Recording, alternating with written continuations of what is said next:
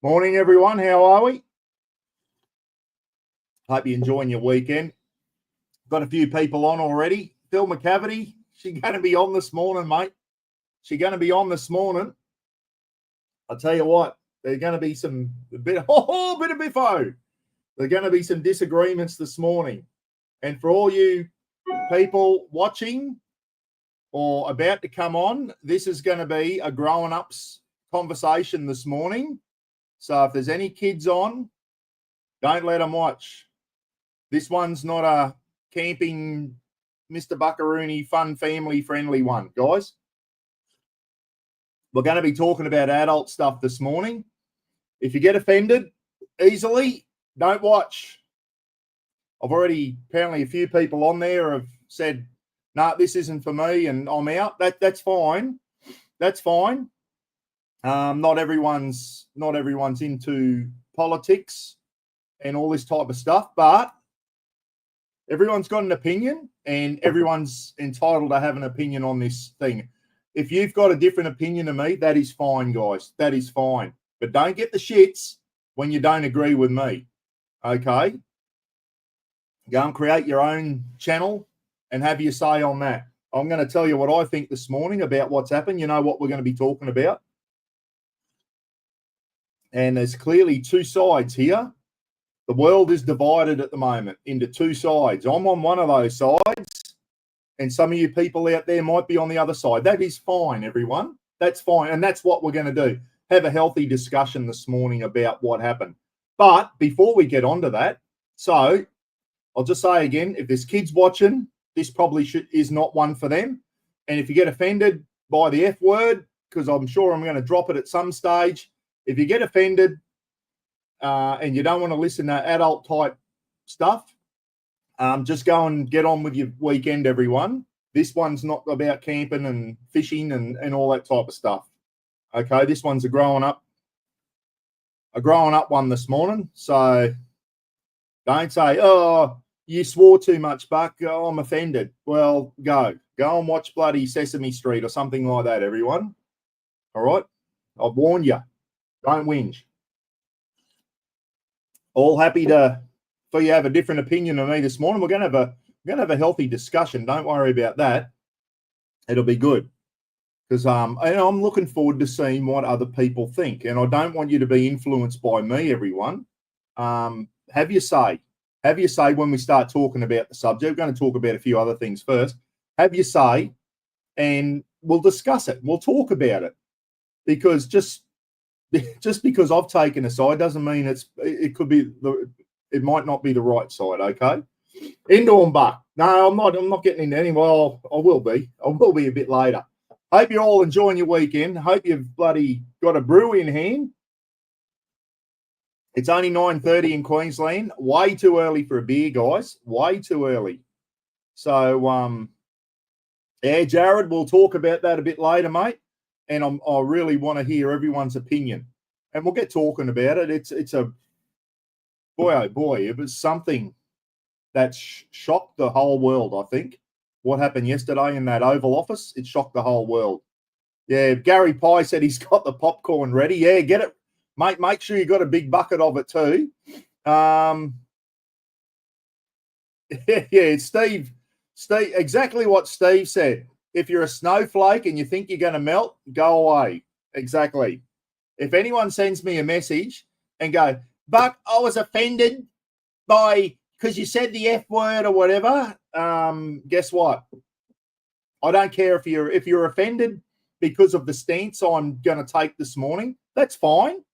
And I hope I offend a lot of people.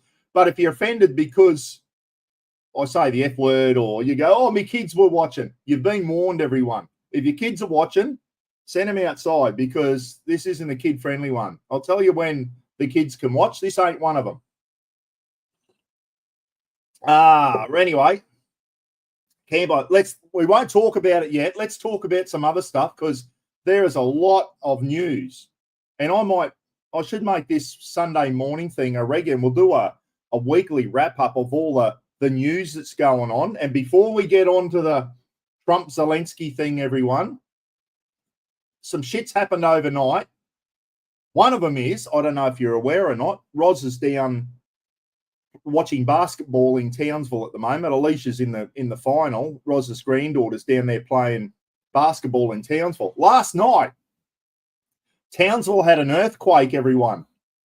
A 4.7. Now, if you live in Tokyo, you're probably thinking, that is nothing. Well, for Townsville, it is. 4.7. 4.7. I'll tell you what, I spoke to Patty Bright. G'day, Pat. Hope you're well.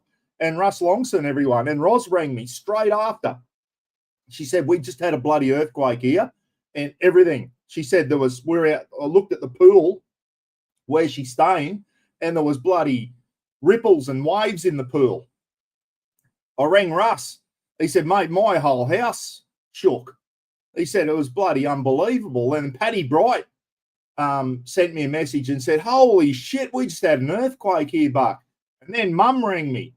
And Mum thought, she said, I thought a stolen car had run into the house or something. She goes, holy bloody hell.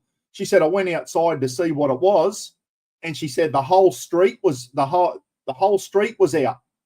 And everyone was looking around.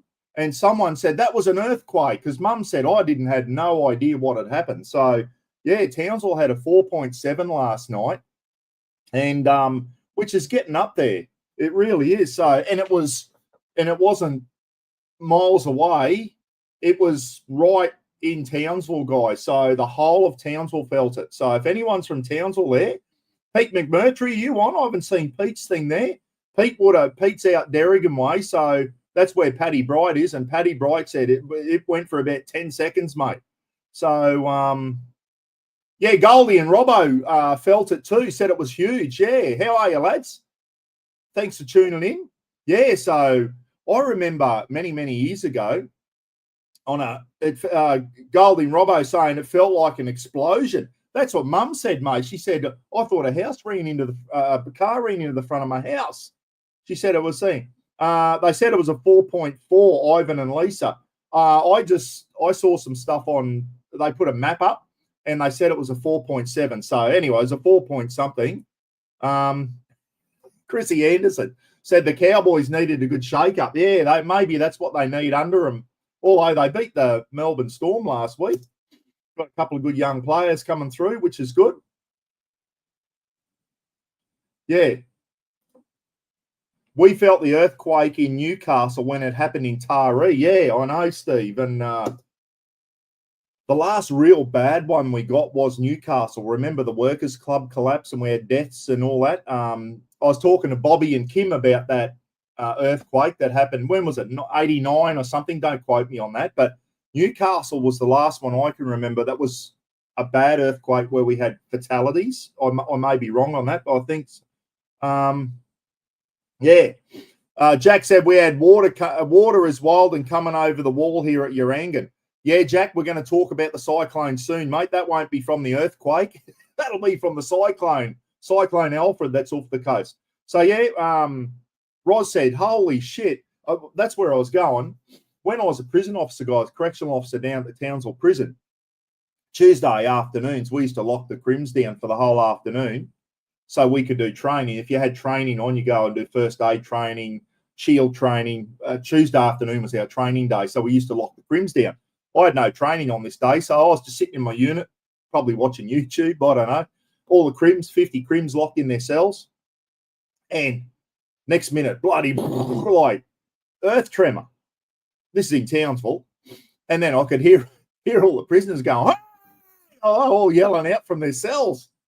Anyway, it went for 5 seconds or something maybe. But I'll tell you what, it rocked me in my chair and that. I got an itchy nose. Every time I go live, I get an itchy nose. Why is that? Because I'm telling porcupines maybe. Anyway, so we let the crims out about 4 o'clock that afternoon to have their dinner and that. So training had finished, everything back to normal. We unlocked the crims. And the unit had a big crack in it. And you could actually see outside to the grass. So the brick wall cracked in the prison.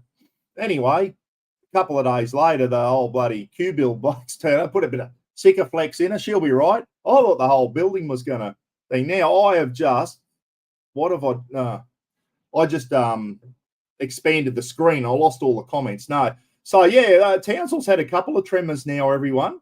But last night was a 4.7, according to Facebook and that. So, boy, oh boy, let's hope they don't get any bigger ones. So if you're in Townsville, you would have experienced a bloody earthquake last night, guys, a 4.7, which is kind of getting up there. When you get into the 5s and that, guys, they start doing a bit of damage. And 6s and 7s, as we know, can be, as the Kiwis know, in Christchurch and that, they can be really, really bad. Another time I was in a tremor was when I was in the army in East Timor. We were on operations over in East Timor, and we were in a second-story old bloody Indonesian-built concrete building, and we were in an O group at the time. The boss is talking to us, Louis Colonel. He's talking to us, and next thing, the whole building started shaking. And I remember, what was his name there? Lieutenant Colonel he was. Neil someone. Anyway, he was the Special Forces Louis Colonel there, running the show at the time. And he was in the middle of giving us a brief, and his eyes went like dinner plates, and automatically I thought, we're in an old concrete Indonesian-made building here. What could possibly go wrong? I was waiting for the building to collapse. So that was another. I've been in 2 tremors now. Pretty scary. I think if you're in one of the big ones, they would be very, very, very scary. Earthquakes, at least you've got time to prepare for a cyclone. Earthquakes just hit you and you do not know. And, yeah, so there you go. Off earthquakes and on to another natural disaster, cyclones, as Jack Turtle was just talking about. Where did I see that Muswellbrook? Here we go. Kirk, how are you, mate? Kirk Heggs. I live in Muswellbrook. We had over 40 quakes since last August. Oh, yeah. I've heard about them on the news, mate, that there's been a lot of quakes down around Muswellbrook and Mudgee area and that. Wow. Newts is on from Scrunnel Funnels. Now, listen, if you're down in the southeast corner of Queensland, everyone, which a lot of you are here, you've got a cyclone bearing down on you. And it's not just a tropical low, which I thought it might be. It's, we're going to talk about that soon, Ty. We're going to talk about that soon, you bastard. I'm jealous. Speaking of tremors, we'll talk about that soon. I've got a few things I want to talk about before we get into the main subject this morning. So I'll keep you all on side, and then I'll upset everyone in the second half of this live feed. So she formed up in the Coral Sea, tropical cyclone Alfred. She's heading down the coast at the moment. It's off Rocky or Agnes Waters or something at the moment, Agnes Water. Hey, Kaz, how are you, mate? Yes, Kaz is on, everyone. Kaz, we're going to be talking about what happened, and I'm sure if someone disagrees with me today, it's going to be Kaz. Me and Kaz see eye to eye on a lot of stuff, everyone, but I think today we're going to disagree, Kaz, and that's what it's all about. Mates can have disagreements. So I'm just going to have a jibber-jabber first, Kaz, before I get into the main subject, which is what happened yesterday, mate. I'm looking forward to your comments, mate. I know you're a very pro-Trump sort of bloke. I am to a certain extent until what happened yesterday, and we'll talk about that soon. So listen, that cyclone's coming down. I just checked a few different weather sites, and they've got that coming down the Queensland coast, and next Thursday, guess who lands on the Gold Coast on Wednesday? The Townsville Chiefs. Russ, if you are watching, you have got shit timing, mate. We are landing in the middle of a cyclone, everyone. Buck's ass isn't on the plane yet, everyone. I don't like flying at the best of times. Buck may not get on the plane yet. It's too early to call yet. But if there's a Cat 2 whizzing around near the Brisbane airport next Wednesday, Buck will not be on that plane. Let me tell you. So she's coming down the coast, everyone, and then it's going to do a dog leg, and it's going to head west straight for the Queensland coast. I thought it'd blow out and be a tropical low by the time it got that south, but tropical cyclones, as I found out the other day, if the water is 26.5 degrees Celsius, that is warm enough to keep a tropical cyclone going. Well, guess what? The water's at 27, 28 down there at the moment because it's still summertime. The waters are still hot enough to support a cyclone. She's coming down. it is getting weaker at the moment. It's hitting a few bloody wind shears and all that is starting to break up a little bit. But then when the water gets a bit warm, the water's going to get a bit warmer, I reckon, and it's going to reform into a Cat 2 and head for the Queensland coast. So Gary Pye and all you guys down there in the southeast corner, she's coming for you, and it could be a Category 2, and it could hit anywhere from Hervey Bay down to Lismore, they were saying. They said it could even, where it's actually going to bend back in, they're all the maps are showing it is going to bend back in. Exactly where, they do not know. One of them was Redcliffe. The other one's got it going over at Lismore in northern New South Wales. That's the last thing Lismore needs, isn't it? A bloody cyclone after all the floods they've just had. So she's, Steve's saying it's blowing in Kingaroy today as well. She's going to get blowier down in the southeast, guys. So hang on to your hats. If you live in the southeast corner of Queensland, start sorting your backyards out, guys. You've got trampolines and anything that can blow away. You've got a Cat 2 coming. They're not a severe tropical cyclone, but a Cat 2 is nothing to sneeze at. It's still going to be pretty bad. So get your yards ready. Gary, if you've got any shit on your balcony there at the Gold Coast, up on the 87th story, bring it inside, mate. She could blow away. Your barbecue, especially. You don't want to lose that over the balcony. So start preparing your yards, everyone, if you're in that southeast corner, because you've got a Cat 2 coming in, and it could hit anywhere from, as I said, Hervey Bay down to northern New South Wales. They're tipping around the Brisbane Gold Coast area. Redcliffe was one place they did name, but at the moment it's unknown where it's going to come. But it is going to come in. Every model has got it doglegging back in and hitting the Queensland, northern New South Wales coast next Thursday-ish. Okay, so get ready if you're down there. And as I said, if there's a friggin' Cat 2 whizzing around in Brisbane, I don't think Buckaroo will be getting on that plane. I don't like bumps when I'm up in the air. So we'll see how we go. So keep your eye on the weather if you're down in the southeast corner. Usually we're talking about us up here in the north, aren't we? You know, we're usually the ones that are got our eyes on the weather and watching where the cyclones are going, because she's usually spearing in towards us somewhere up here in the north part of the state. Very rarely do you get a cyclone that's still a Cat 2 go down as far as that. Yes, it has happened before. I remember my Auntie Lorna had a massive scar on the back of her arm, and I mean a massive scar. I said, Auntie Lorna, what's that from? She said, we had a cyclone in Brisbane once, and a window burst and a piece of glass nearly cut my arm off. And I remember Auntie Lorna telling me that could have been in the 60s or something that happened. But the bad one, Nat Atkinson saying a bad one hit the Gold Coast in 1954. So they do go down that far.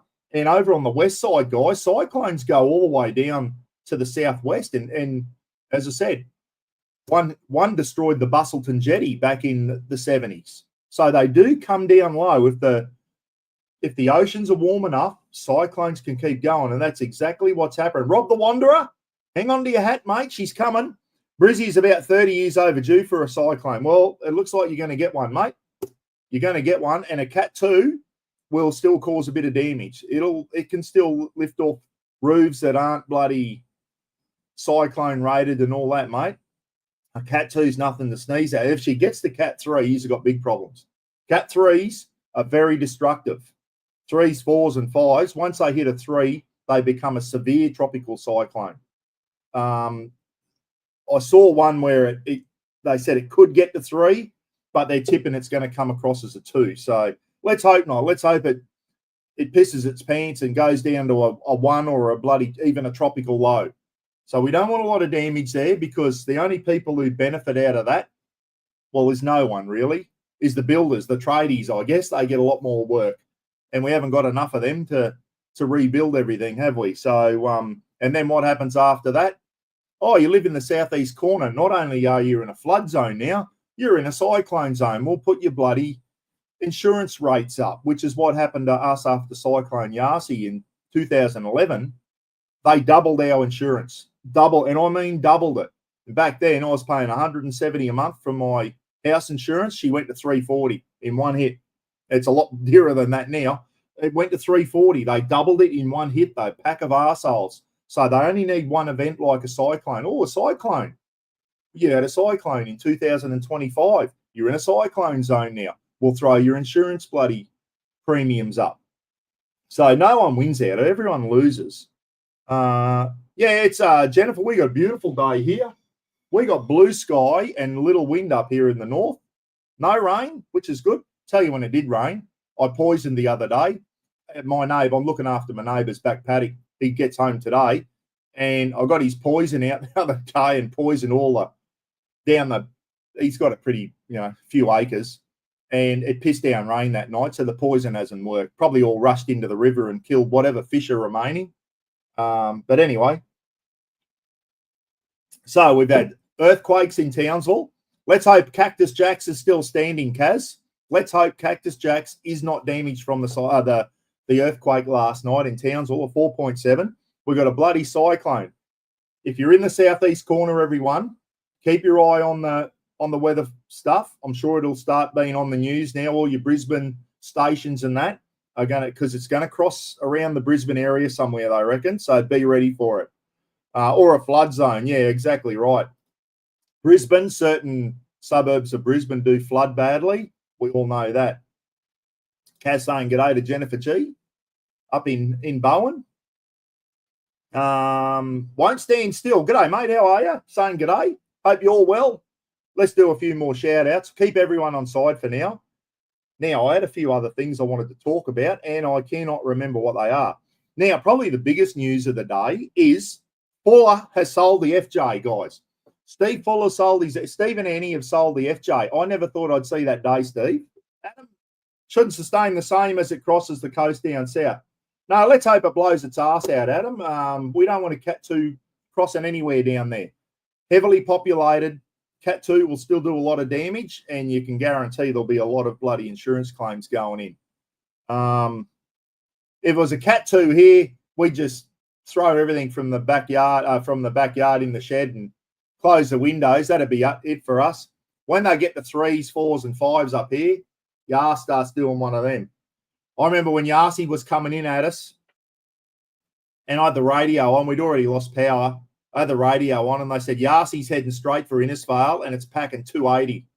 I just thought, I felt sick in the guts. I thought, my God. And for 8 hours, we just got smashed with a Cat 5. We were just on the northern side of the eye. It ducked south and hit Tully and Mission Beach. We were only half hour down the road, but for 8 hours. And I said to Ross, where's the eye? When's the eye coming over? We've been going for 8 hours. Sounded like a 747 jumbo jet was on our roof. It was unbelievable. The friggin' windows were just rattling. And I was just waiting for them to, they held up, but I'll give it that. So I'm living in a strong old house, but after Cyclone Larry, which was a high-end Cat 4 in 2006, I was working in Cape York. I came down 2 days later, and it looked like a nuclear bomb had hit Innisfail. It was devastated. There was not a green leaf on any tree anywhere. The whole mountains were just stripped bare. Everyone's roof, 50% of the bloody roofs were off. It was bad to see. That was a Cat 4, and then Yarsi was a Cat 5, and it devastated Tully and Mission Beach guys. So, yeah, not good at all. Kaz saying Yarsi was insane, and the immaturity displayed by the average person the day after was a disgrace. Yeah, well, Kaz, you were probably in the army still then in 2011, were you, in Townsville? Yarsi was a massive cyclone. It hit Mission Beach, Tully, Innisfail area. We were just on the northern side of the eye. We didn't get the eye come over us. We didn't get a break. It was just constant, 8 hours, just bullshit wind. And Townsville's 2.5 hours down the road, guys, and they were still getting Category 3 winds down there. Townsville got a lot of damage. The Strand got badly damaged in Townsville. So, yeah, Townsville, it was from Cairns all the way to Townsville. That was a massive cyclone, Yarsi. They'd evacuate the bloody Cairns hospital. Yeah, Kaz saying, I was 2 streets back from the Strand. Yeah, the Strand got smashed, Kaz, didn't it? I remember seeing that on the news. But Tully Heads, Tully and Mission Beach got the worst of it. Innisfail got a lot of damage too, but nowhere near as bad as what Larry was. So you're better off just on the northern side of a Cat 5 than being in the middle of a Cat 4, as so Innisfail found out. So I've got solar panels on the roof now, guys. I reckon next big cyclone, we're going to lose our roof because the solar panels, the wind can get under the solar panels and give it more purchase on the roof. That's one thing I always worried about having solar panels is cyclone time. Anyway, I'm insured, but still it's not going to bloody... Yes, I don't... Solar panels are good, except during a cyclone. It gives the wind something to get under and then bloody help lift the roof off. What's Tom saying here? Tom Haring. Haring. I hope I got your name right there. The Brizzy 74, yeah, they were bad, the 74 floods. Was a result of the back of, yeah, that's right, Cyclone Wanda that turned into a tropical low, which crossed the coast on the Sunshine Coast. There you go. Cyclone Wanda, that's right. I remember them saying that the Brisbane floods in 74. There was another one just as bad as 74, and it was in recent times when the Mud Army turned up. What year was that, guys, when Brisbane got flooded badly? Lang Park goes underwater and all that. And then the Mud Army came out. That was probably 10, 12 years ago. Yes. Cyclone Debbie was a big one in 2015, I think. And that was a Category 5, and that crossed near where Jennifer G is, guys, in Bowen and the Whitsundays. That crossed the Whitsundays as a Cat 5. Cyclone Debbie. Wow. A pregnant cat clinging to me. Yeah, Debbie was a bad one. And if you want to see how terrifying a cyclone can be, everyone, Andy from Andy's Fishing Wild Cook, he went through Cyclone Debbie, and he had his GoPro running. And have a watch of that, guys. Go onto Andy's channel. Andy's Fishing Wild Cook is the channel. You'll probably all know who Andy is. And just type in Cyclone Debbie, and you'll see Andy. He lost bits of his roof, and his house and yard got demolished, like badly damaged. And Andy's, you could see Andy. You could just hear the noise of the Cat 5 cyclone going through, and Andy's under his bed, and you could hear the roof going, and it was terrifying. If you want to see how scary it is in a cyclone, go onto Andy's channel, guys, and Andy's got a video up of that. It is bloody... When you watch that, you think, oh, it just reminds you how scary they can be. They really are. 2011, that's right. Yeah, that's right, Rob. It was when Yasi smashed us up here and did a lot of damage. And then Brisbane copped it straight after Cyclone Yasi. And that's when Anna Bligh was, and I wasn't a fan of Anna Bligh.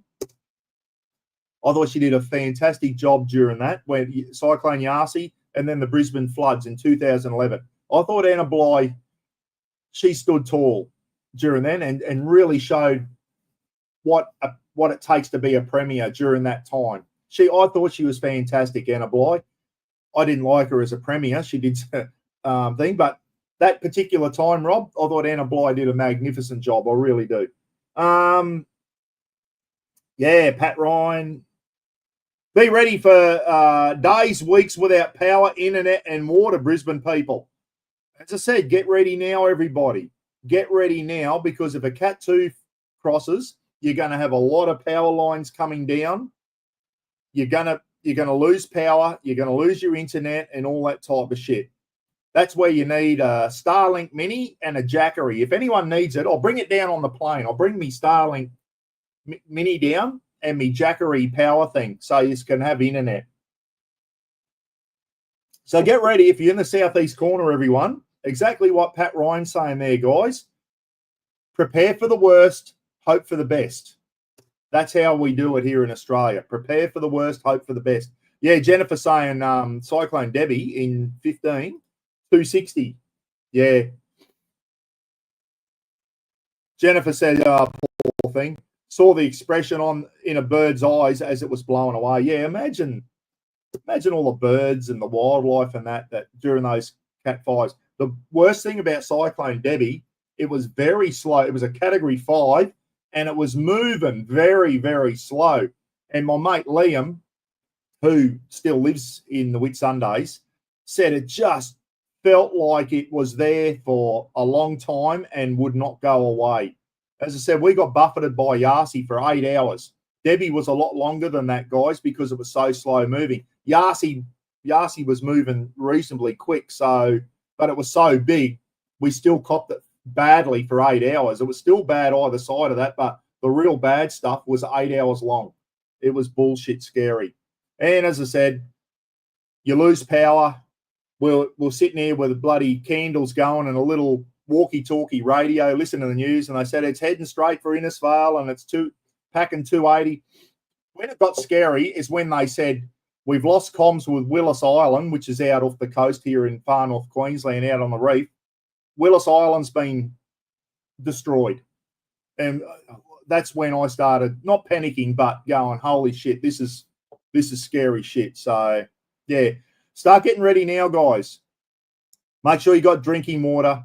Fill your bathtubs up if you got bathtubs or water jerrys and all that. Start filling them up. As I said, I don't want to make anyone panic now, but just prepare for the worst. Fill your bathtubs up. Why, do you ask? And have a bucket there so you can flush your toilet if there's no water. You need to crack one off, you can still flush your toilet. Fill your bathtubs, fill your laundry sinks so you can still flush your toilet with a bucket. Make sure you got drinking water. Don't go out and buy Woolworths and Coles out. Make sure you got a little bit of food for a couple of days.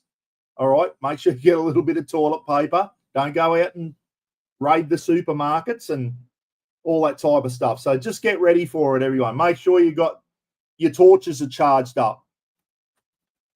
These are brilliant for cyclones. I've got them everywhere around the house, the kick-ass torches. Make sure they're all charged up before you lose power, okay? Make sure you got new batteries in your torches if your torches are still running off batteries and all that type of stuff. So anyway, get ready for it, everyone. It is going to cross down around the Brisbane area, the southeast Queensland, northern New South Wales. So be ready. Better safe than sorry. Newt's has got a war story here. I was in Okinawa, Japan, years ago. They had Japan gets some bad ones, don't it? Had an earthquake, and then a typhoon a week later went straight over the island. Very little damage to houses, as they are like concrete bunkers and concrete roofs. Well, there you go. The only thing wrong with that, Newts, is concrete and bloody earthquakes don't mix, isn't it? You see a lot of people killed in earthquakes. They're in those old bloody concrete houses in Haiti and all that type of stuff. So, yeah, remember Cyclone Tracy in 74, Christmas, I still remember that. I wasn't there, but I remember that on the news. In Darwin, every house has a cyclone shelter. Here, there's nothing. Yeah, I know. We could be a bit better prepared up here, aren't we? Some of the old houses, how some of the houses here are still steamy, I do not know. But I know after Cyclone Larry, every second house in Innisfail had a brand new roof on it. Mine stayed there. Mine's low set, and the low set beside me. All the high set homes here in Larry lost their roofs. In Yasi, Brian's house, which I'm looking at now, Brian's out there working on his house now. His roof went during Yasi, and I had this bloody kick-ass torch. I could hear something, horrible noise above the wind, and I shined this torch through this window here, and I could see Brian's bloody roof doing one of those in Cyclone Yasi. And I thought, please don't blow over and smash all my windows. Anyway, Brian didn't own the house at that time. Another guy owned it.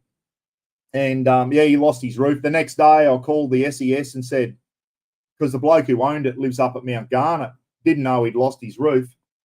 I called the SES and said, neighbour's lost his roof. Can we get a tarp party around to put a tarp over because it was belting down rain? And they said, no, it has to be the owner that contacts us. Once again, bullshit red tape and regulations. The SES couldn't come and put a tarp on his house because, and I didn't know who he was. I didn't even know who the neighbour was. It was a rental home. There was no one in it at the time. And they wouldn't come and put a tarp on because I just went, that'll do me. That just shows no one's got any common sense left anymore. And yeah, for weeks, the rain got in there and just destroyed the whole inside of that house. And when he finally put an insurance claim in, he got a whole new inside house done, which is probably good for him. But yeah, but anyway, we'll stop talking about that. Now, the other thing, as I said, Steve Fuller sold his FJ Cruiser, and he was on last night. I knew, Steve, if you're still on, I knew you'd sell Dixie, mate. I knew you'd sell the little teardrop camper. You can't justify having two campers, guys. Carol, like, I would love to have held on to the dot trailer. I'm trying to talk too quick, but I couldn't justify it. Bearings, you got the caravan and then a camper trailer, rego, it all adds up. You can't justify hanging on to two. So I totally get Steve selling the teardrop, young little Dixie. And then he said, I'm selling the FJ. And that one blew me away. He said, no, I just want a bit more towing capacity because the FJ's towing capacity is a shit. Do I know what Steve's getting? Yes, I do. Am I telling anyone? No, because Steve said, Rogers, if you so much as utter a word of what I'm getting, I'm going to knock you clean out. Haven't even told Roz, Steve. There you go. My lips are sealed. So we're going to wait for Steve. I don't know when he's going to do it. He'll leave us hanging for bloody weeks. You watch. So he'll come on and let us know what he's getting. It is a good vehicle that he's getting. I think him and Annie be very, very happy with it. Due the end of the month. Yeah, anyway, Steve will let us know what he's getting soon.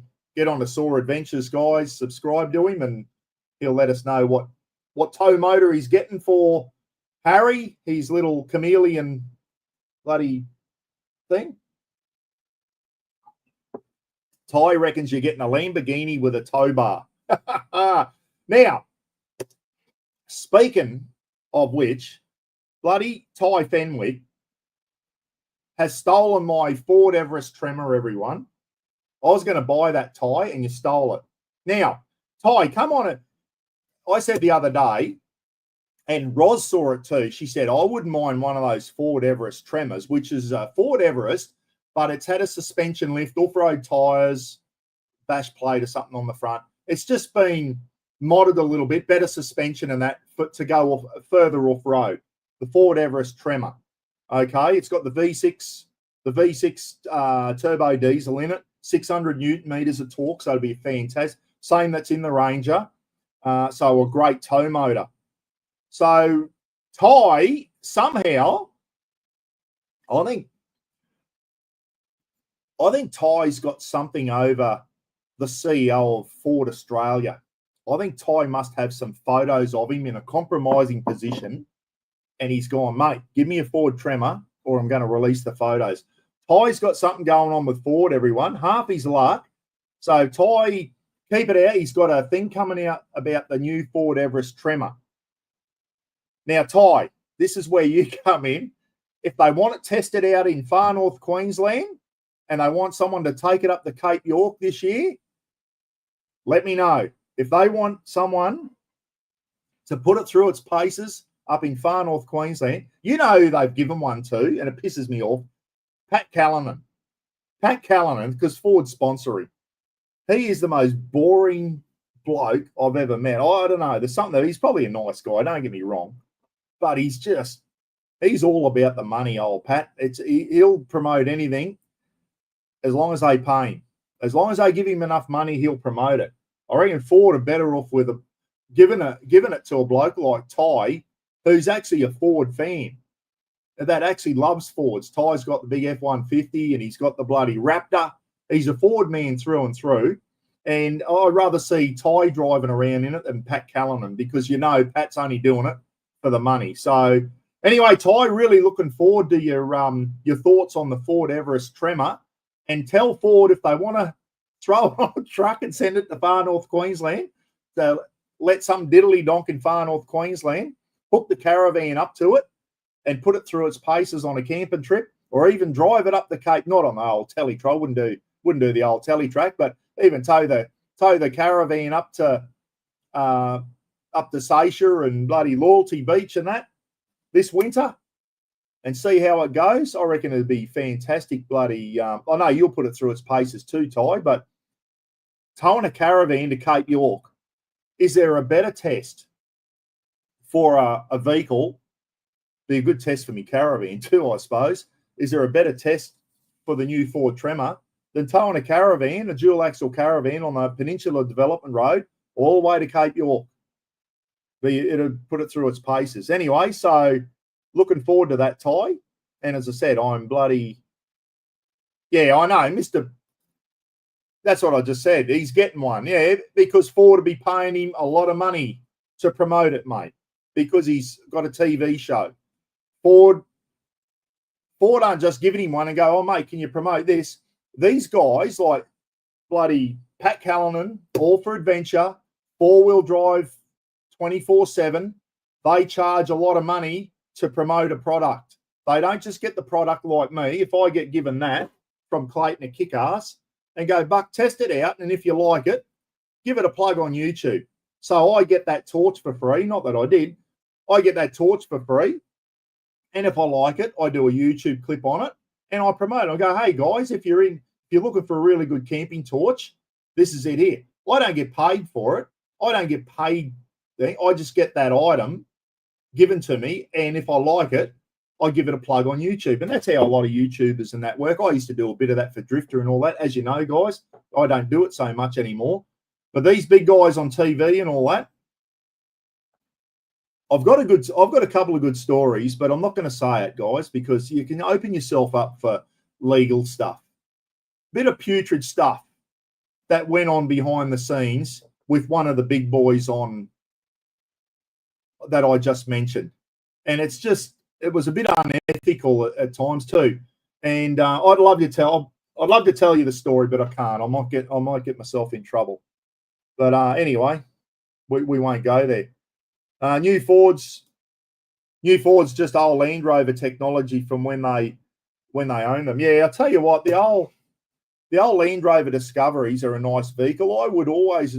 The only thing that worried me with the Land Rover Discoveries was if they broke down, the price of parts, getting the parts. That was the only thing that turned me. I'm not talking about old Army Land Rovers now. I'm talking about the Discoveries, guys. So I was always here we go. Ties.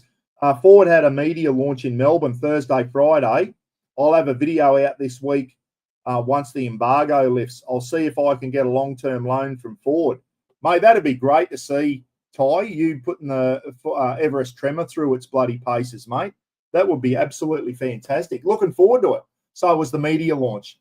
And that's where all the same old names get their hand on it. You get Car Advice and what's his name? Paul from Car Sales and all that. They get them given to them for 1 or 2 days and they go and put them through their paces. That Paul from Car Expert or whatever his channel is, they take it on a little soft off-road thing and he does a good job with it. I like watching his channel. He does. But what you want to see is someone hook a caravan or a camper trailer up to it and put it through its paces and see how they go. And see, I'm sure it's basically just a Ford Ranger station wagon at the end of the day, isn't it? The Tremor. So anyway, looking forward to it, Ty. So get on to Ty Fenwick. That's his YouTube channel, guys. Ty Fenwick. He's a Ford man through and through. And Ty's going to show us the new Ford Everest Tremor. I'll tell you what, I'll be tuning in there. I went into my local Ford place here in Innisfail the other day. They've got a Ford Everest. They've done it up, given it a suspension lift, off-road tyres, and I thought that was the Tremor. And when I went in, I said, can I have a look at the Tremor? They said, that's not the Tremor yet, mate. We haven't got them yet. Anyway, I said, oh, they're not a good price. They're 76. He goes, no, they're not. They're 86, mate. He said 76 is what they tell you. That's before all the on-road costs and all that shit. So, yeah, I can get me stamp duty for nothing. That's about $3,000. So I'll get one for 83. But you won't see Buck in a Ford Everest Tremor anytime soon, guys, because I can't afford one. I could probably do it, but I'm not going to do it. I got more priorities with me money, everyone. I've got better priorities with my money. The BT50 is still going all right. I'll keep looking after that. She's still doing the job for me. Yeah, it'd be great to have a new four-wheel drive, wouldn't it? Nice new four-wheel drive. But In a couple of years, it'll be a second-hand four-wheel drive. It'll be no better than what the BT50 will get me down to Newcastle this year for the camping with mates.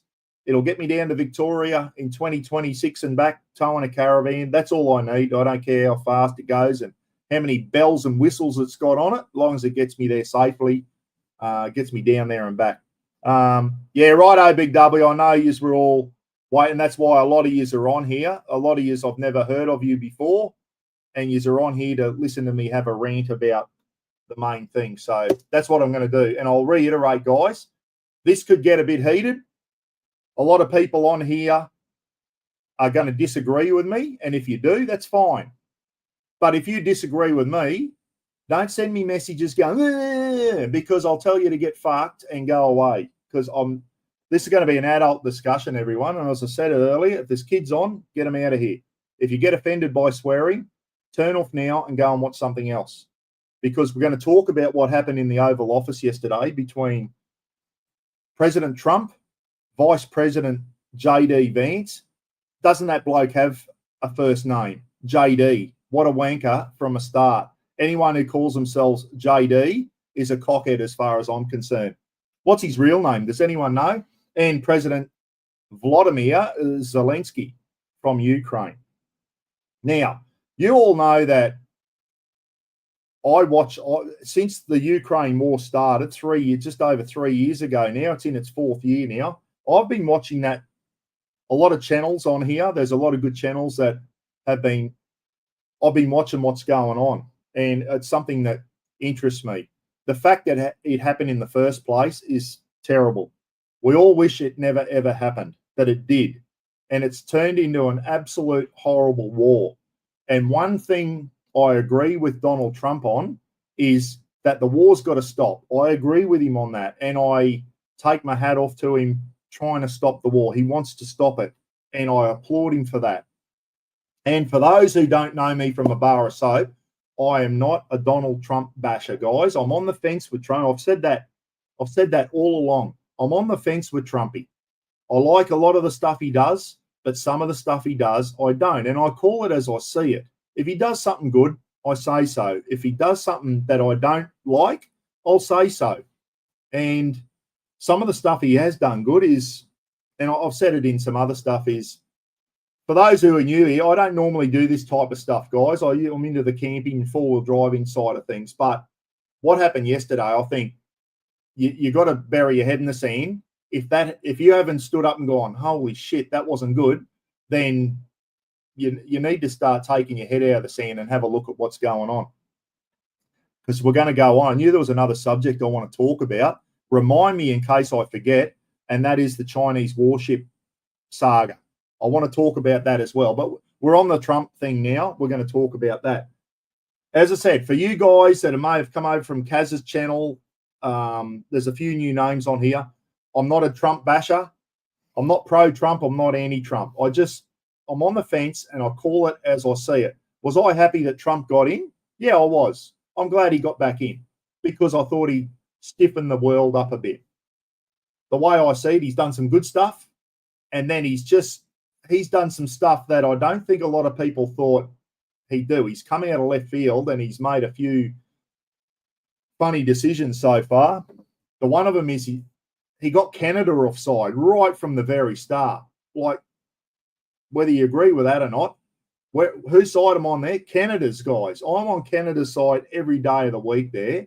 Yeah, Canada can do more to stiffen that border up and do more, and I'm sure that Canada will do more. But this carrying on with the 51st state and all that, how disrespectful to Canada. And anyone who sits there and a president goes, I'm going to make Canada the 51st state, this guy has got an ego bigger than you can bloody poke a stick at. He's got an ego so big, and all these little cronies that are under him at the moment are doing everything they can do to keep his ego inflated. JD Vance, Rubio, Pete Hegseth, who I like. I like him as the defense minister or whatever they call him over there in the United States. Every time they open their mouth, they are blowing wind up Donald Trump's ass. The only man who can do this is Donald Trump. The only man who can do this is Donald Trump. It's almost like they've signed a contract that in every time you open your mouth, you've got to say something good about Donald Trump. It's almost like you see Kim Jong-un or whatever over in North Korea, and everyone's got to, no one's allowed to say anything bad about it and all that. It's almost cringeworthy, cringy. What's that word?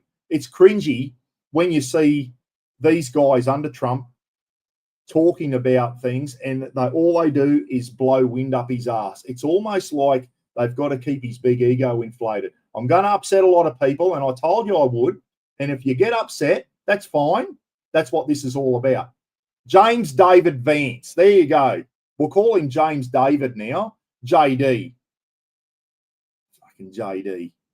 Like when you're in a position like that, wouldn't you call yourself a Vice President James Vance instead of JD? Like, is that an American thing or something, is it?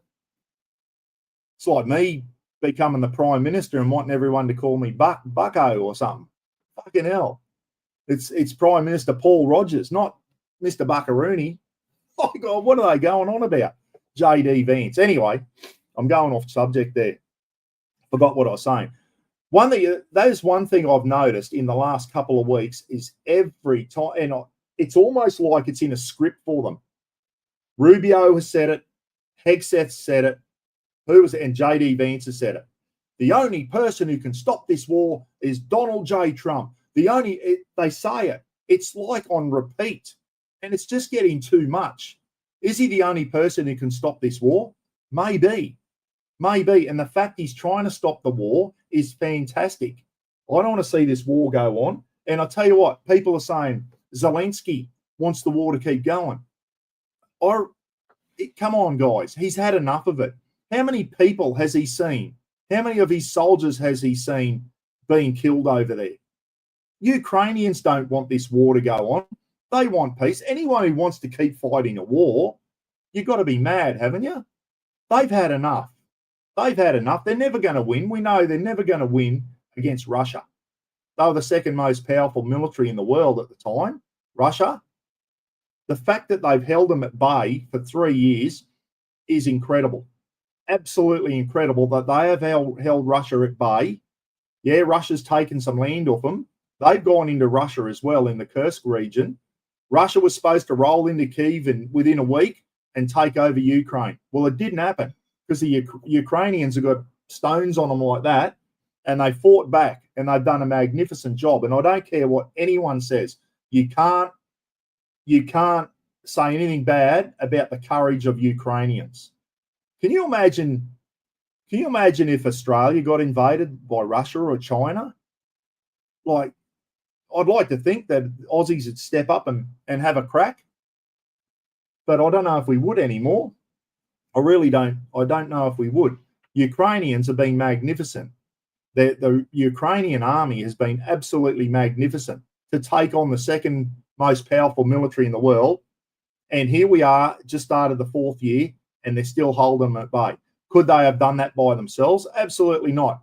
Could they have done that without Europe? No. Could they have done that without the United States? Absolutely not. The United States has kept them in this fight. And unfortunately now it looks like yesterday all things are going to change. I don't know what's going to happen. Why am I pissed off with Trump? Let's go back. Trump came in and said he's going to end the war. Everyone went, beauty, you're going to end the war. How? He didn't really say how he was going to do it. But this is where I'm coming from now. He's come in and said, I'm going to end the war. And he said, we've had initial discussions with the Russians. No one said what those discussions were. It hasn't been discussed. And then he's just gone, it's almost like he's gone, one of these blokes has got a lot of power. The other bloke, I've got it over him. I'm going to go for the weakest link here. And he's gone for Zelensky. All right. And he's basically, as it stands at the moment, correct me if I'm wrong, and I'm going to start having a look in the, yeah, I agree, mate. And I'll get on to that. We'll talk about the actual, how it started yesterday. Come Kawi Rider, JD Vance stirred shit yesterday. I agree with you, and I'm getting to that. He did stir. He started that shit yesterday. I hope you all seen it. I was going to play it, and I thought, no, I won't play it. If you haven't seen it, go and check it out, guys. And if you haven't seen it, don't comment. Don't comment until you watch it. Okay? Yeah. Well, of course he does, mate. He's not a warmonger. He's not a warmonger. Does he want more funding for his war? Absolutely he does, mate, because fucking Russia is there. His country has been invaded by Russia. All you people keep forgetting that. And the fact that Trump came out the other day and said Zelensky's a dictator and he started the war, where the fuck did that come from? Where the fuck did that come from? And why didn't the Western leaders get on the phone and go, what the fuck are you talking about, Trump? How dare you say that? Zelensky didn't start this fucking war. Russia, go back and have a look. 3 years ago, we'll go back to 2014. They took Crimea, annexed Crimea and all that. It's been stirring up for a long time. Yeah, Zelensky wanted to join NATO. I get why Russia doesn't want NATO on their doorstep. I get that. It's not going to happen anyway. NATO, they're not going to become part of NATO. Zelensky's not a dictator, everyone. Russia invaded Ukraine. There were borders there, clear borders. It's a sovereign country. Ukraine is a sovereign country. It's not part of the USSR anymore. Russia invaded Ukraine. That is how this war started 3 years ago. They came over the border. They tried to take Kyiv. It didn't happen. The Ukrainians fought back. And now, as it stands, about a fifth of the Ukraine on that southeastern side there, Donetsk, Luhansk, I can't remember the other two off the top of my head. Crimea is another one. There's about 5 oblasts, they call them, that are under Russian occupation. All right? Russia invaded Ukraine. So all you people saying Zelensky is a warmonger, you're off your fucking chops. Putin's the warmonger. He's the one who invaded Ukraine. And I'll fucking argue with anyone who wants to say different. Yeah, all right. And it didn't happen, mate. It didn't happen. He probably wanted to join NATO because he knew Russia was bloody. He wanted to join NATO because Russia had gone in and annexed Crimea from them. Crimea was part of Ukraine after the Soviet Union. Crimea was part of Ukraine. People will say Crimea was always Russian. Well, back in the old days it was. But the borders were set after the breakup of the USSR, the Soviet Union, and Crimea was part of Ukraine. I don't think it'll ever go back to Ukraine. I think they are going to lose that. They will lose Crimea. I can't see Ukraine ever getting Crimea back. In fact, I can't see him ever getting Donetsk, Luhansk, and the other two back either. I think they've lost it. I think they've lost it. But everyone's saying, and this is where I was going with that one, Trump's come in, and basically as it stands, this is the way I see it, everyone. Russia has been asked to give up nothing at the moment.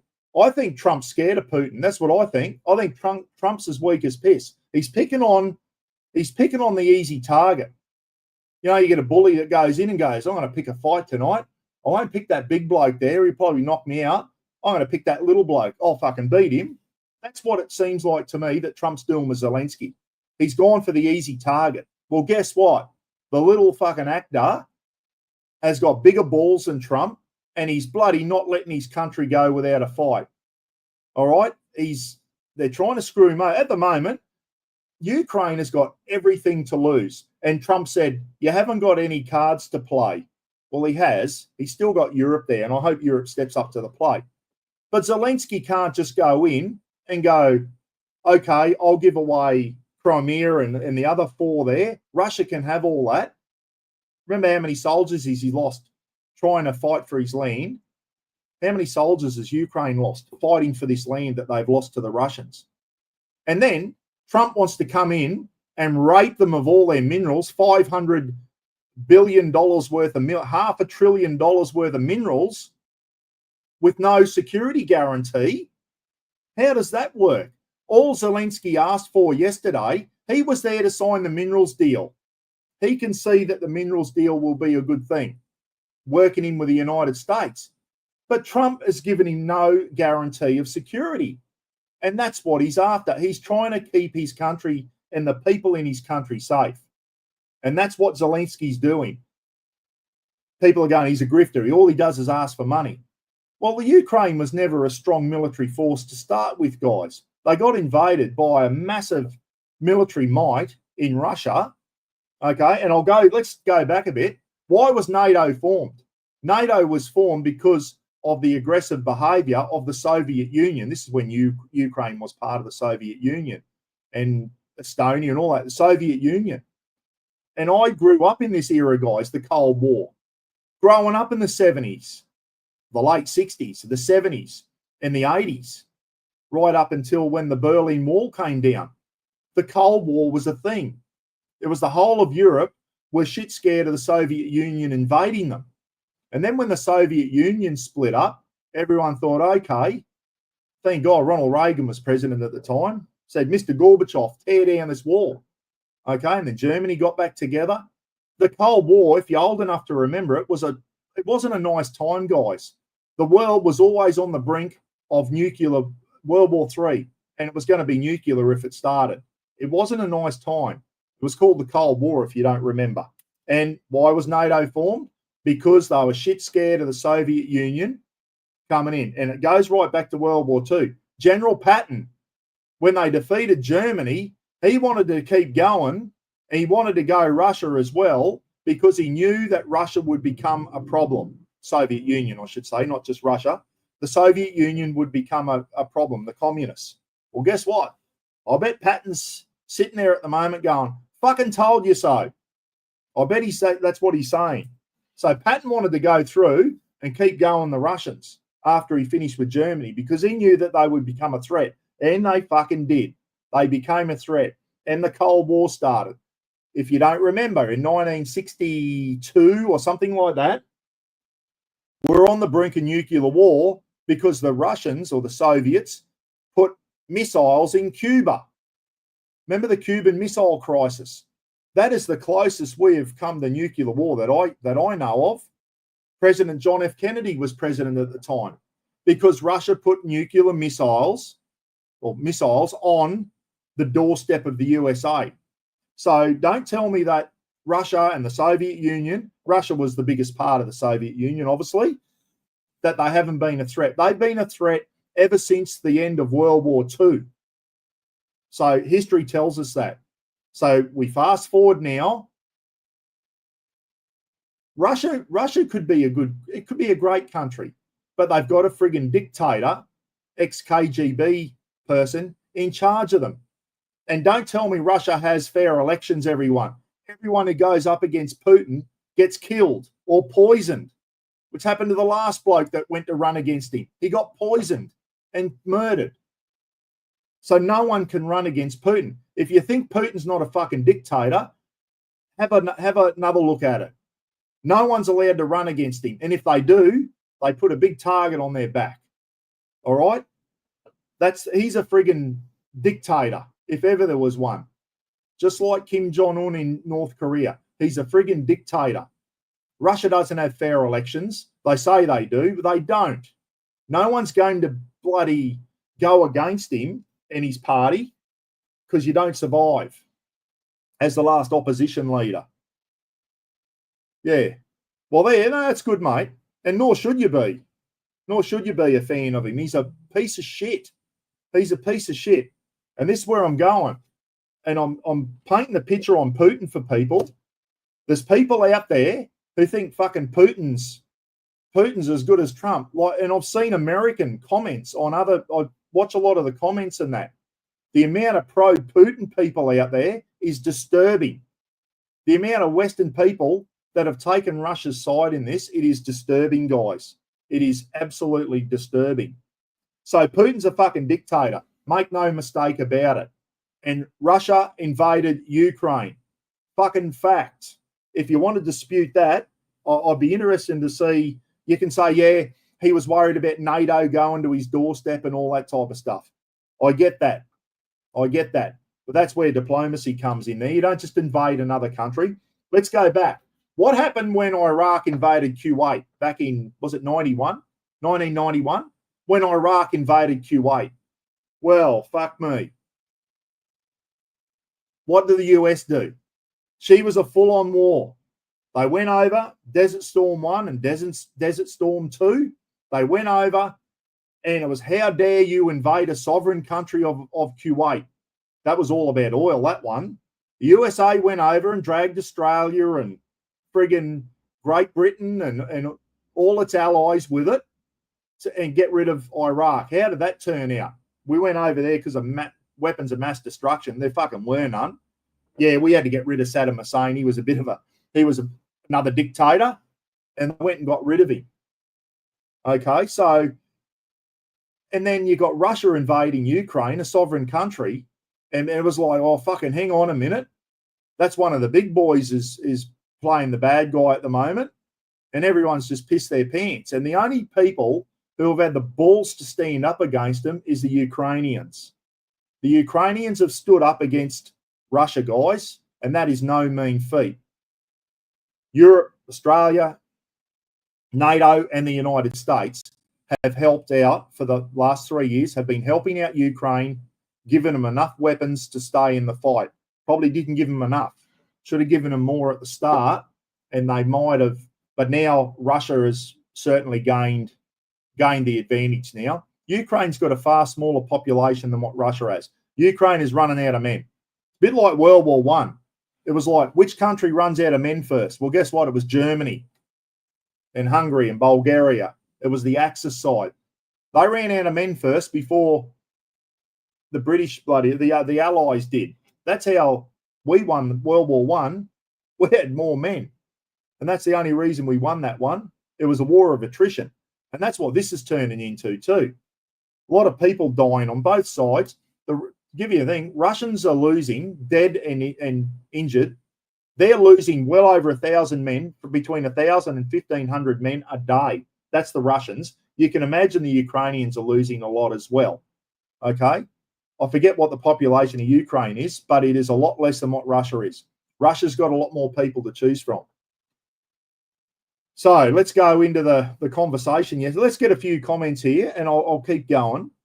But anyone who says, there's a lot of people out there saying Putin's not a dictator. Fucking bullshit, he's not. He's a friggin' dictator, everyone. And he invaded a sovereign country.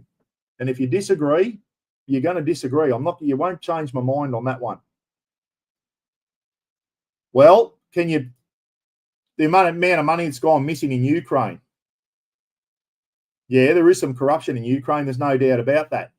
But most of the money that's gone there's been in weapons, mate. And the weapons are going to fight the Russians.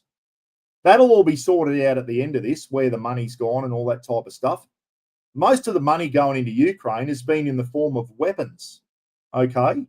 They just don't give them fucking $1 billion in cash and go and buy some weapons. The money going into Ukraine is going in the form of weapons. Everything we've given Ukraine, $1.5 billion worth of stuff, the majority of it has been Bushmaster vehicles, M777 155 howitzers, and ammunition and all that type of stuff. It's going in the form of ammunition and weaponry. So don't think that we've just given the US we've given Ukraine $500 billion and it's gone missing. Fucking bullshit it has. Most of it's gone there in the form of weapons. I'm sure in the wash up of this, if any money has gone missing, they'll be caught out. And if it has gone missing, then that's not a good thing. But Yanks are carrying on like every cent they've given Zelensky's gone into his back pocket, and he's doing it all for himself. Fucking bullshit. He's watching his men get killed on the front. And I'm going to do another thing here, another one. Zelensky can't even be bothered wearing a fucking suit. Do you realise why he's not wearing a suit, everyone? And a lot of people won't realise this. Zelensky doesn't wear a suit for a reason. It's not because he's a rude little prick and doesn't want to wear a suit. Before he was fucking invaded, you see pictures of Zelensky, clean shaven, looks like a little baby face. He got in as president when he was 44 or something. He's starting to look like an old man just in 3 years. All right? He always wore a suit before the war. He always wore a suit.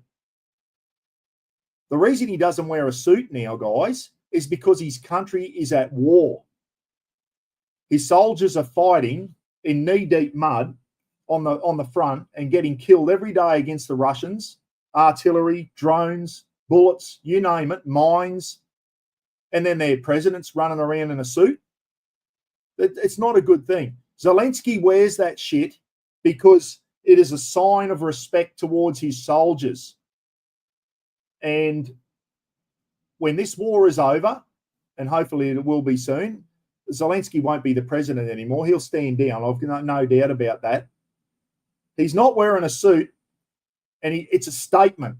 When he turns up to the White House in a bloody long sleeve thing with the Ukrainian emblem on there, his soldiers see that he is still standing with them. He's not there in a suit, leading the high life, going to bloody, while they're fighting in the trenches, and he's going to America and wearing a suit and going bloody top-class restaurants and all that type of shit. All right? It's a mark of respect to his soldiers, wearing those green skivvies and all that type of stuff. It's showing that his country is at war. So there's a reason he doesn't wear a fucking suit. If all you people out there would think outside the box, he's not doing it because he's a disrespectful little prick. He's doing it in support of his soldiers. They're in fucking knee-deep mud in the trenches. And he doesn't want to be seen walking around in a suit while his soldiers are dying on the front line. That's what it's all about. He used to wear a suit before the war. When the war started, he started wearing that combat type gear to show support, to show strength and show support to his soldiers. That's why he's doing it. So all these people are going, he can't afford a suit. Fuck off. He's got suits. He just chooses not to wear them because he wants to support his soldiers. A lot of bloody presidents in that now. When the war started, the Russians were trying to take him out and assassinate him. Most other leaders would have pissed their pants and gone into exile overseas and led the high life with all the money that he's supposedly pocketing from the United States. Well, guess what he did? He fucking hung his suits up. He put his combat fatigues on and he fucking stayed with his country the whole time. And he showed strength and leadership, which is more than a lot of fucking other people do, like our leader at the moment. Okay, can you imagine him donning the green skivvy, being ready to fight? And if Russia ever rolled into Kyiv, I reckon Zelensky would take up an AK-47 and he'd fight to the end with his soldiers. That's the type of leader he is, guys. So you want to sit back and knock him. He's got more fucking balls than any other leader in this world at the moment. He's a bloody strong, tough little man, and he's showing strong leadership. Okay? So that's why he doesn't wear a suit. I'll bet a lot of you didn't know that. He doesn't wear a suit because it's a fucking mark of respect to his soldiers that are in the trenches in the mud. All right? So next time you gob off about him not wearing a suit, have a fucking think about that one. There you go. Fucking politicians roaming around in suits while the soldiers are fucking getting blown apart in the trenches and knee deep and all that type of shit. Absolute bullshit. So we'll come on to the thing about yesterday. The way I see it is Trump said, I'm going to end the war. That's fine. At the moment, they just want to rape the Ukraine of all their minerals. But there's been no guarantee of security. Not once has Trump said, if you sign the minerals deal, we'll keep supporting you with weapons.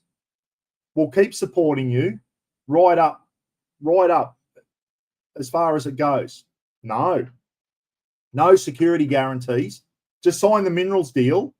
We'll come in, rape your country of all the minerals for ourselves with no guarantee what they're going to do. Not once did he say, sign this.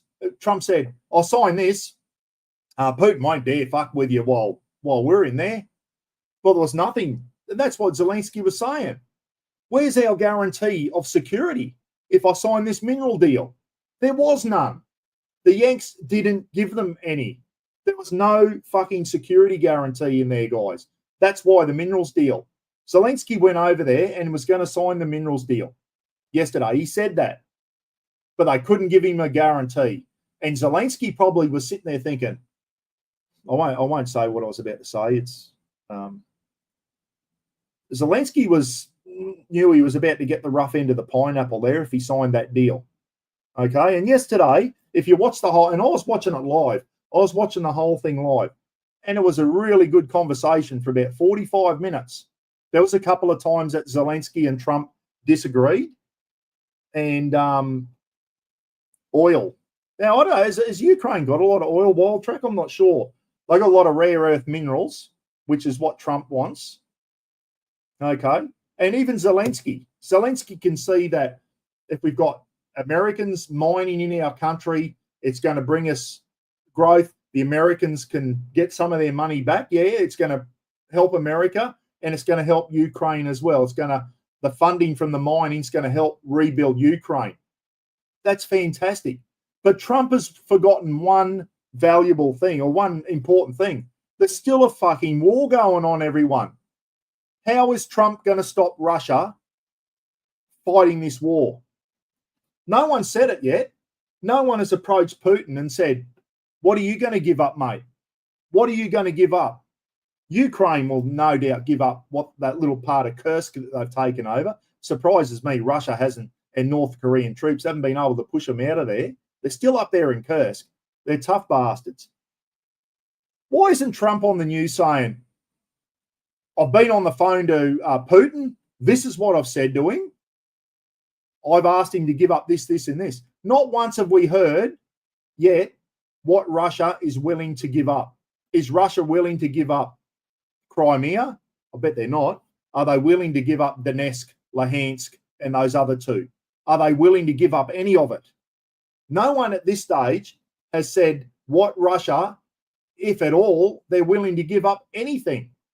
So what do you want Zelensky to do? Go, I've just lost 250,000 soldiers who have been fighting for these 5 provinces, and now Trump just wants me to go, oh, don't worry about all the people who have fucking died fighting for this country. We'll just give it to Russia. Okay, let them have everything. We've still got no security guarantees that even if that becomes part of Russia, that he's not going to go again in a couple of years' time and then try and take more of Ukraine, because we've got no security guarantees. NATO's not coming in. America said they won't back us anymore. And then we're going to get raped up the arse for rare earth minerals. And we're going to lose $500 billion of our mining royalties to the United States. Ukraine's in a lose-lose situation at the moment. They are in a lose-lose situation, and Zelensky can see that. If he says, right, I'll sign this now, he loses everything, guys.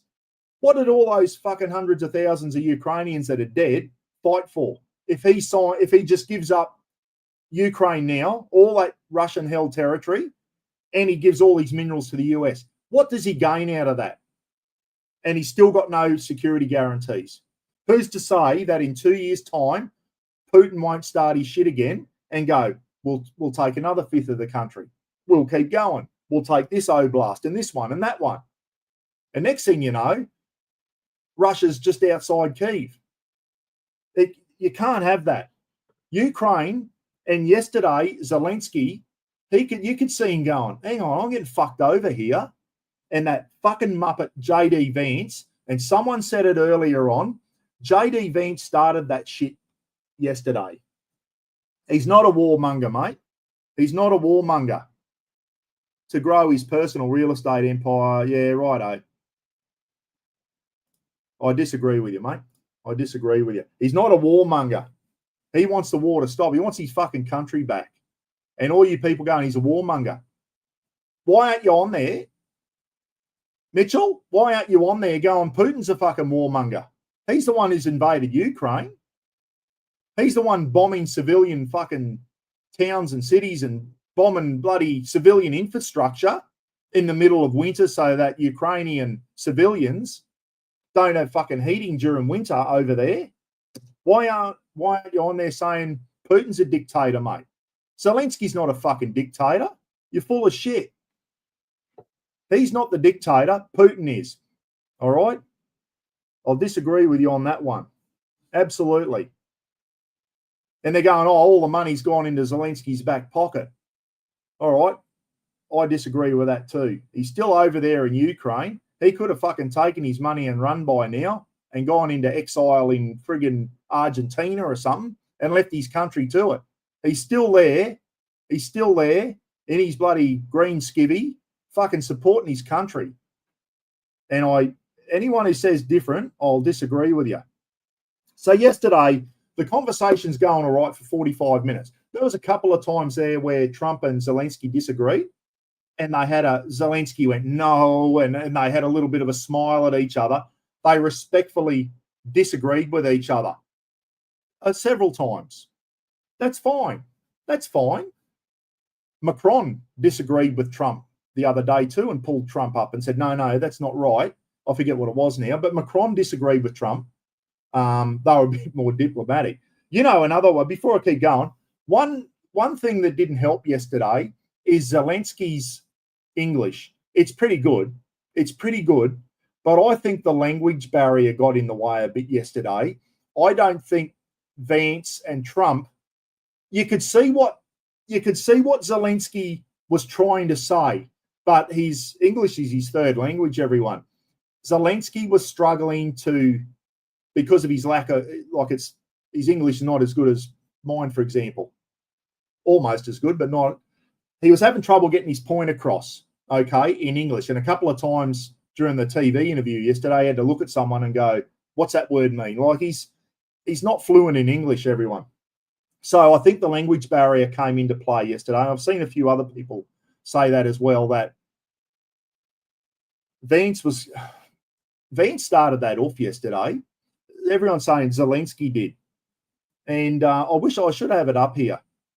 And everyone's going on, how dare Zelensky call Vance JD?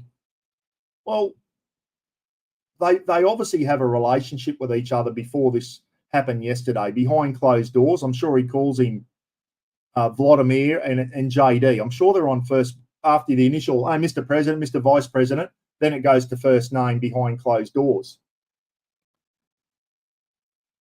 Basically, Zelensky yesterday could see that he was getting fucked over, and he asked JD Vance, have you been to Ukraine? And he was trying to say, you haven't been to Ukraine to see the destruction. And Zelensky was sticking up for his country yesterday. And then when JD Vance had and he goes, it's all right for you guys. And what he was trying to say is, Russia is in my country. It's okay for America. You've got a sea around you. You don't understand, but one day it might happen, but basically. It's like Australia. We've got a big ocean around us. We don't know what it's like to be invaded, everyone. The United States hasn't been invaded. They don't know what Ukraine is going through. And that's when he said, have you been over there to see the destruction, JD, and all that type of stuff? And JD Vance basically, I think he started it. Someone else said that. JD started that shit yesterday. The conversation was going pretty good up until that. And he said something, and that's where Zelensky said, no, you haven't been over there to see the destruction of that in my country. It's okay for you guys. You're surrounded by an ocean. I'm landlocked with Russia, and they've invaded my country. And JD Vance bloody went off and said you're disrespectful and all that type of thing, and it just went downhill from there. JD Vance started that shit yesterday. I don't care what anyone says. Zelensky was trying to explain to JD Vance, and I think the language barrier got in the way. He was having trouble trying to explain it, and I don't think JD Vance really was listening properly. So there was definitely a language barrier there. And JD Vance said, you're not once have you said thank you, and disrespected, and then Trump got on there. And there were times there where you could see Zelensky's face going, I can't believe, he got ambushed yesterday. He got absolutely friggin' ambushed. It was a shit show. It was sad. And no matter what side you take, everyone, that was sad to see yesterday. That should have happened behind closed doors. Did you hear the media? The media just sat there going, I think all the media were going, what the fuck is going on? I can't believe this is that. They just shut up.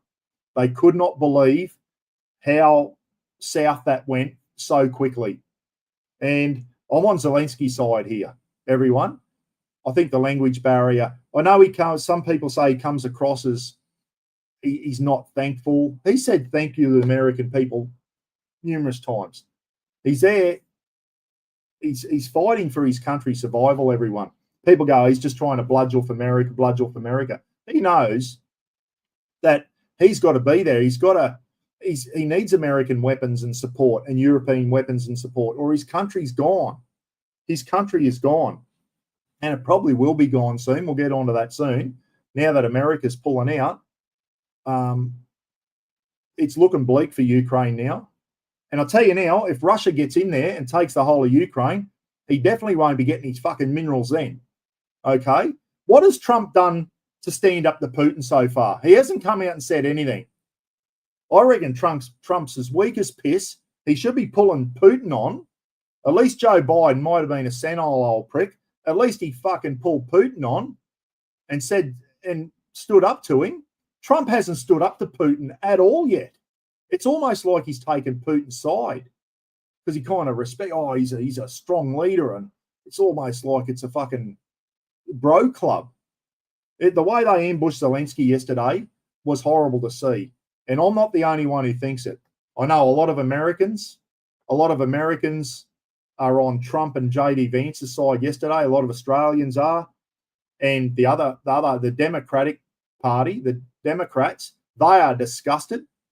I watch a channel called The Enforcer, and they are very, very pro-Trump, but very, very pro-Ukraine. And the presenters of that channel, who are pro-Trump behind the scenes, they've been seen with MAGA hats on and that, they're disgusted with the treatment that Zelensky has got and the way that he is. It's almost like they've turned on him, guys. Like, mine his mineral. Before they worry about mining leases and all this type of, they've got to stop the war. The way you stop it is they've got to stop Putin. How do you stop that? How do they stop Putin? What's Putin going to give up? No one said. They want Zelensky to give everything up. They want him to give up his fucking land. They want him to give up his minerals and just fucking roll over and take it up the arse with no lube. That's the way it's working at the moment, guys.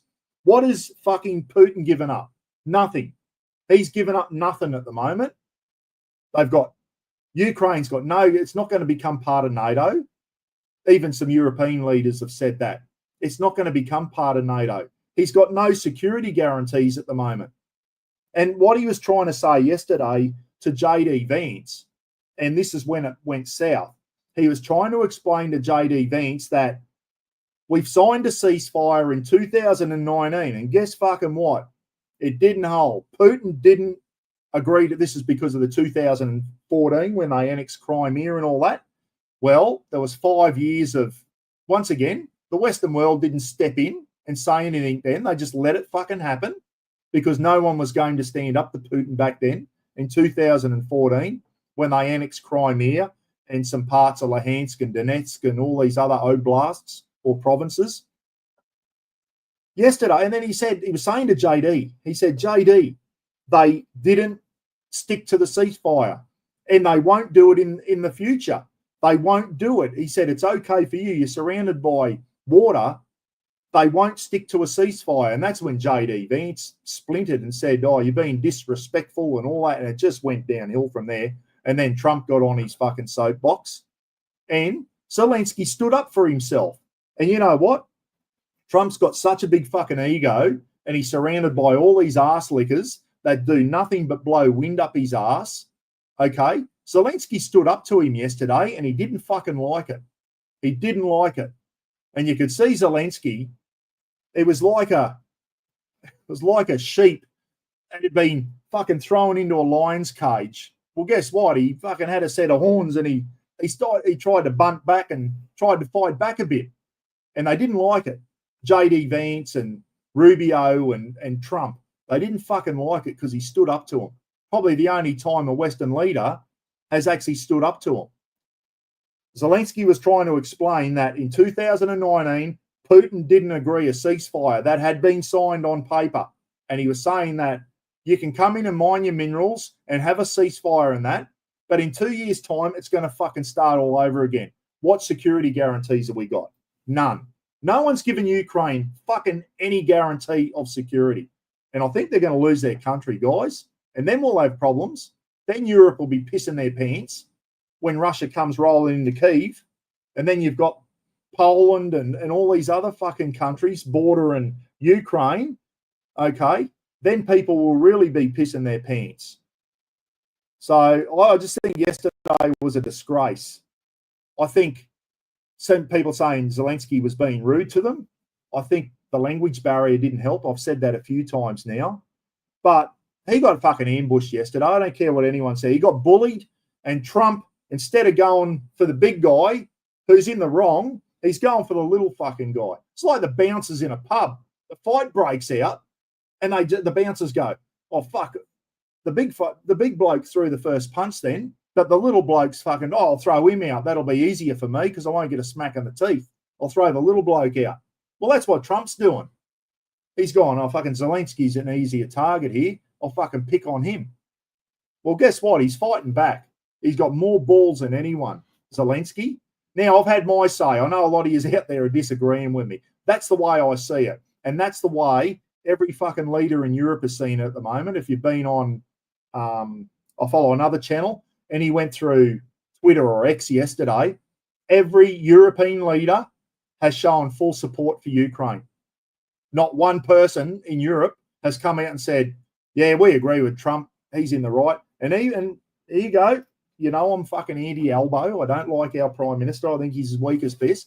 He come out in the media yesterday while he was bloody telling everyone that beer's not going to go up for another 2 years. Good stuff. That's almost worth voting for, isn't it? Voting for Elbow because he's put a freeze on beer prices. Almost vote for him over that. I was joking there. So Elbow came out. He's been pretty tactful. He said, Australia stands with Ukraine. We stand with Ukraine because Elbow, and that's what he said. You can't reward aggressive fucking behavior like Russia has displayed. Okay? And as the way I see it at the moment, Trump's gone for the easier target. I'll target Zelensky. He's an easier target because I don't want to piss off my fucking master Putin. Trump he surprised me. I thought he was fucking stronger than this. I thought he would have stood up to Putin. At least Joe Biden stood up to Putin. Maybe, what was her name? Kamala Harris. She's probably got bigger balls than Trump. She would have stood up to Putin. She was going to step up to Putin. Everyone thought Trump would stand up to Putin. Well, fucking guess what? He's not. He's as weak as piss.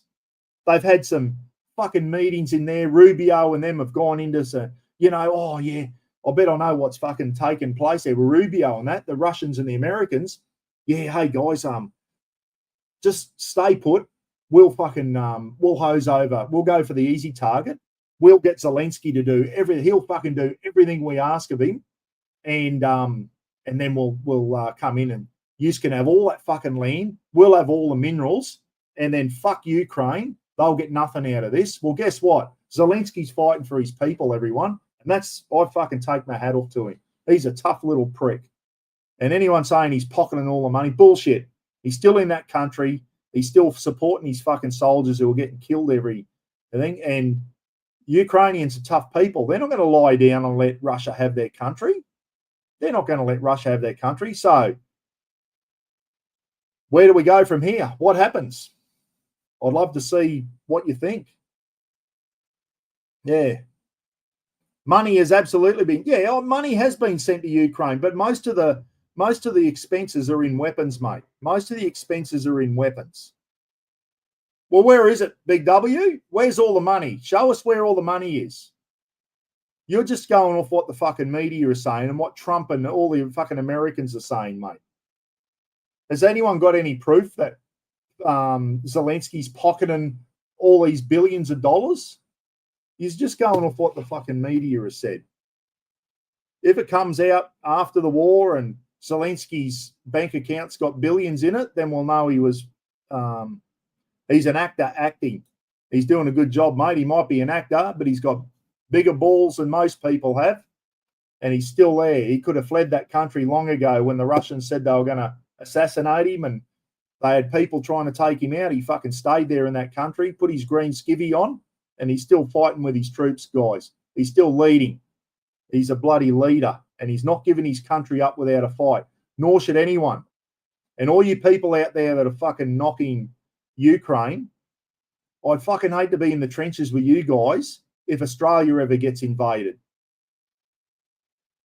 We get invaded by China, and you blokes piss your pants and go, oh, yeah, give China Queensland and New South Wales. Oh, I don't want to fucking fight.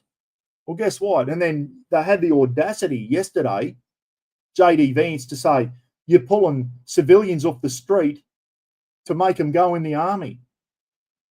They're at fucking war, guys.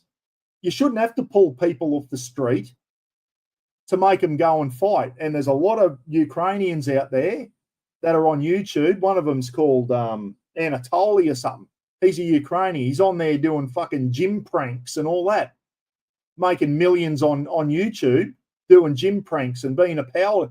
Fucking get off YouTube, go over to your country, get out of America, go back to your country, put a uniform on and fucking fight for it. Same as Usyk, the boxer. Usyk needs to fucking retire and go and fight for his country.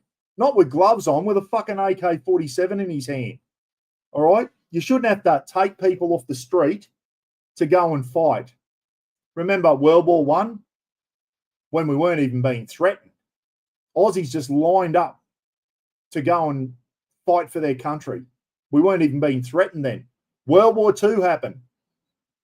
Okay, we signed up to support the British when Germany went in and invaded Poland. Remember that? And Aussies lined up and went over and fought in Africa against the Germans. And then the Japanese got into it and started threatening our country, invaded the whole of Southeast Asia. Guess what Australians did back then? Every guy with 2 arms and 2 fucking legs joined up and joined the army to fight and defend this country. That's what every male person should do. If your country is threatened, guys, you fucking join up and you fight for your country. And that's what a lot of Ukrainians have done. That's what a lot of them have done. And that's what they should do. And Zelensky said, we've been invaded. I'm declaring martial law, as you fucking do. People are going, Zelensky hasn't run elections. You don't run fucking elections when you're in the middle of a war. They're at war, everyone. They're at fucking war. Winston Churchill did not run elections during World War II because he had bigger things on his plate, i.e. stopping fucking Hitler. Churchill didn't run elections, did he? Google that one. And then people are going, he's fucking corrupt. He's a dictator. He's not running elections. That's because he's running his fucking country while they're being invaded, everyone. And I'm sure when this stops, and Zelensky's even said, if you can guarantee my country peace tomorrow, I'll step down as president.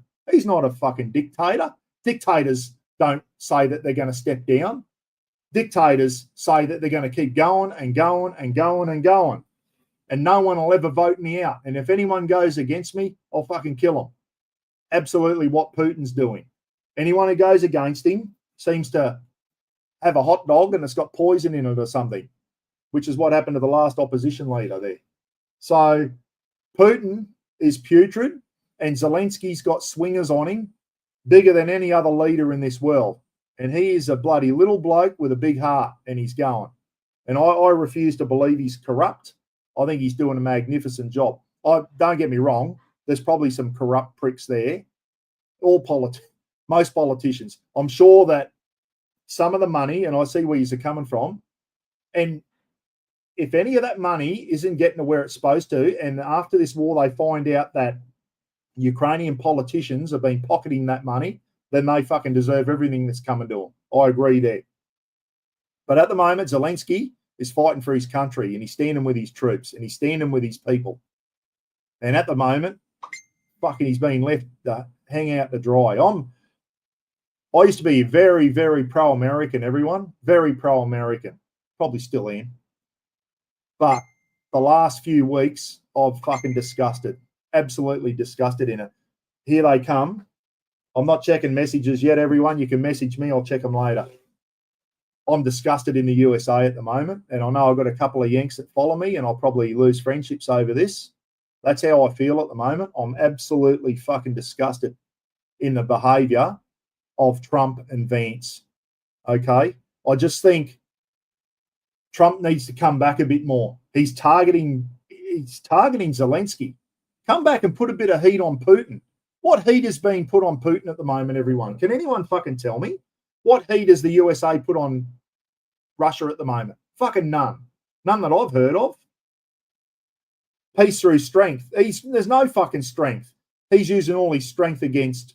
He's trying to get the weakest link to fold, and then he can go, hey, Vladimir, Putin, I'm talking about, not Vladimir. Listen, I've got fucking Ukraine where I want them now. I'm going to get all their minerals. You can have their land, and just don't invade them again, eh? No, nothing signed, no guarantees or anything. And that's what Zelensky's going on about. I'll sign the mineral deal, but I've got no guarantee that Putin's not going to kick off again, because he did it in 2019. They signed ceasefire agreements and he fucking broke them. And he said that to JD Vance yesterday, just before it blew up. He said in 2019, Russia broke the ceasefire agreement. And then he invaded again. And he's going to do it again. And JD Vance didn't fucking like that Zelensky. How dare you fucking talk back to me? Guess what? Fucking, they're a bit precious, aren't they? JD Vance and Trump, they're so fucking used to having everyone blow wind up their ass. And as soon as someone says, no, I don't agree with you, they got fucking butthurt and they turned on him yesterday. Pieces of shit. Fucking hate him for that yesterday. And I know a lot of all the European countries think the same. I know a lot of Australians think the same. There's a lot of Aussies out there that are. I fucking hate it. Anyway, I've said my say. I've had my say, and now I'm going to go back and have a look at your comments. I'm going to have a look at your comments. You know where I stand now. I think it's fucking putrid. Wildtrack. The European leaders want the war to continue to destabilise, weaken Russia, but they don't care if Ukraine comes out on the other side. Yeah, I know. And that's fucked, isn't it? Where you keep going, and that's not fair either. You keep giving them just enough weaponry to stay in the fight. Meanwhile, they're losing fucking men. That can't be an option either, mate. I agree with you there in a way. That can't be an option. You've got to fucking go all in now. Europe's got to go all in and do everything they can to support Ukraine. I don't know. What do you do? Does Europe just go fucking, we're going to go NATO, we're going to NATO up and go without the Yanks? Problem with that is Putin mad enough to use a nuclear weapon against Europe? And if that happens, we're all fucked. That can't be an option. Nuclear war can't be an option. I don't know. What is Trump saying to Putin behind the scenes? I think he's saying, I'll fucking deal with Zelensky. Just hang on a minute. You'll get what you want. I'll get Zelensky under me fucking arm. He won't dare go against me. And then you'll get what you want, Vladimir. Trump needs to man up and start putting a bit of pressure on Putin, because at the moment he's putting none. He's putting fucking none. Only people who are going to lose out of this is Ukraine. They're in a shit situation, aren't they, the poor bastards? I feel sorry for them. They're in a lose-lose situation at the moment. They're in a lose-lose situation. And I think Zelensky knows that, but he's not just, I keep comparing things. It's like when you're getting bullied in prison, guys. If you let the bullies bully you, it only gets worse. You've got to fight back. Even if you lose, you have to fight back. Someone wants to rape you up the arse in prison, they might eventually get to do it, but they're going to have some scars on them before they get to do it. You've got to fight back as a weakling in prison. You've got to fight back against the bullies. And that's what Zelensky's doing. And that's why I like the guy. He's having a crack. He's fighting back. And he needs more support. He needs more fucking support from Europe. Germany, Spain, France, United Kingdom, Poland, fucking step up. The Yanks have shown their hand now. They're as weak as piss. They're not going to fucking support Ukraine. Europe needs to man up now. Otherwise, you're going to lose the whole of Ukraine. You're going to lose the whole of Ukraine. They're your options. Fucking man up, Europe. Man up. Sitting back, and this is where I do agree with Trump.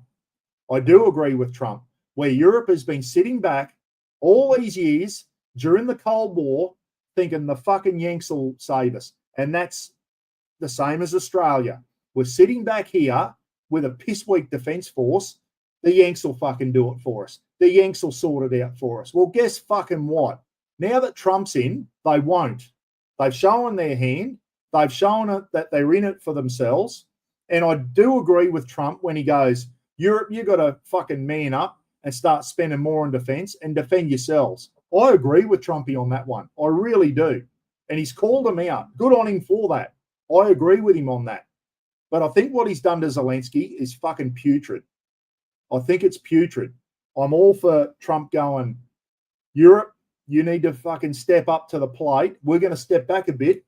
But at the moment, he's not just stepping back a bit. He's just fucking leaving everyone in the lurch. He's turning on his mates. He's turning on his mates. He's turned on Canada, turned on Mexico, fucking wants to rule the world. Just don't know what goes through his head. I really don't. Yeah, it will be, big fella. It'll be interesting to see what Elbow does, mate. At the moment, Elbow, hats off to him. He said Australia's with Ukraine. The media, as soon as he says that, the media are fucking putrid. They want Elbow to come out and say something bad about Trump. They're just waiting for Elbow to come out and say something bad about Trump. Elbow's playing it smart at the moment, everyone. He's saying it, he's playing it smart. He's refusing to say anything bad about the United States. He's a smart politician. Maybe if I was the PM, we'd be at war with the USA about now. So Elbow's playing it smart. He's come out and said we support Ukraine, but he said nothing to knock Trump or whatever. Being very, very diplomatic. And are we too far in with the Yanks? Are we too far in with the Yanks? Maybe we are. I can see this nuclear submarine deal falling in a heap. As soon as someone says, Trump, we cannot keep up the Virginia-class submarines or the New Columbus submarines. We don't have enough to keep them up to the United States Navy. Trump's going to go, fuck Australia, they ain't getting them. If it means weakening the US Navy, Australia's not going to get them. Just wait, Australians. Wait for the tariffs on the 12th of March next year when the tariffs kick in and he doesn't give us an exemption. I hope he does. I don't think it's going to happen. He said it probably will, but there's other Americans there saying Australian aluminium's killing our industry. But as soon as Trump hears that, he'll put tariffs on us. And then as soon as he hears that we don't have enough Virginia-class submarines for our own Navy, we ain't going to get them. And then then what do we do? Fucking hell. So he hasn't screwed Australia over yet. Give it time. It's coming. He's fucked everyone else over. Give it time, Aussies. It'll happen here. Wild Track. Thanks for your input, mate. I know we disagree, but as I said, if you disagree with me, that's fine. We just keep it respectful. Yeah, the European leaders want the war to continue. Oh, sorry, I've already read that one. I agree with you there, mate. And Europe, you can't do that. That's unfair on Ukraine, mate. Can't keep just giving them enough just to keep the war going. Fucking Europe's got to go all in now. Europe's got to step up to the plate. Russia's weak at the moment, guys. Every country in the world needs to up the sanctions on Russia. Like, just don't do anything with them and let them keep weakening. If that means do we keep the war going for another 12 months? Can Ukraine keep going for another 12 months with the manpower they've got? I don't know. I agree with Trump. The killing and the dying has got to stop. I agree with Trumpy on that. And I hope that he can stop this war, but not at the peril of Ukraine. I don't want to see Ukraine get fucked over out of this. I want to see Russia get fucked over. I want to see Russia go back with their tails between their legs because Trump has stood up to Putin. But he hasn't. He hasn't done that, guys. He's been as weak as piss. He went for the weakest link. And yesterday, it fucking come to a head, and it was sad to see. It really was. It was sad to see. Fucking in front of the media too. Boy, oh boy.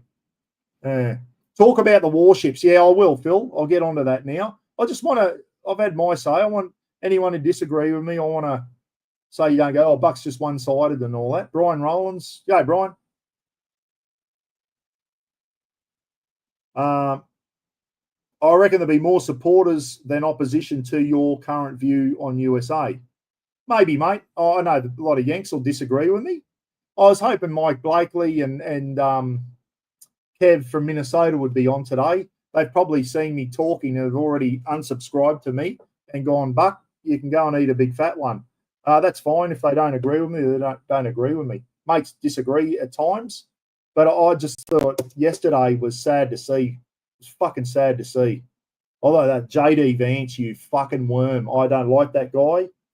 And Trump was going all right there. It wasn't until JD Vance fucking went for Zelensky, and then Trumpy fucking thought, fucking I'll get in on this too. And it was pretty sad to see. And poor old Zelensky didn't even get to eat lunch, apparently. They chucked him out of the White House. He didn't even get to have lunch. He had to go to Macca's on the way to the airport. He's now over with the UK Prime Minister. What's his name? I forget his name now. Anyway, he's over in the UK at the moment. This is where UK, Germany, Spain, France, Poland, and all you other fucking European countries, you got to fucking man up now because the USA is out. The USA is fucking out. And Australia, I reckon Albo's sitting back at the moment and he's coming up with plan Bs that don't include the USA. And I said this a while ago, we need to keep the USA at an arm's length for the next 4 years until this fucking fruitcake is out and we get someone that we can communicate with. Trump, they said to him about AUKUS the other day. What's AUKUS? He doesn't even fucking know what AUKUS is. This big trilateral UK, US, and Australia submarine and military deal. Trump didn't know about it. That's pretty scary. Anyway, hopefully someone's got in his ear and said, this is what AUKUS is, Trumpy.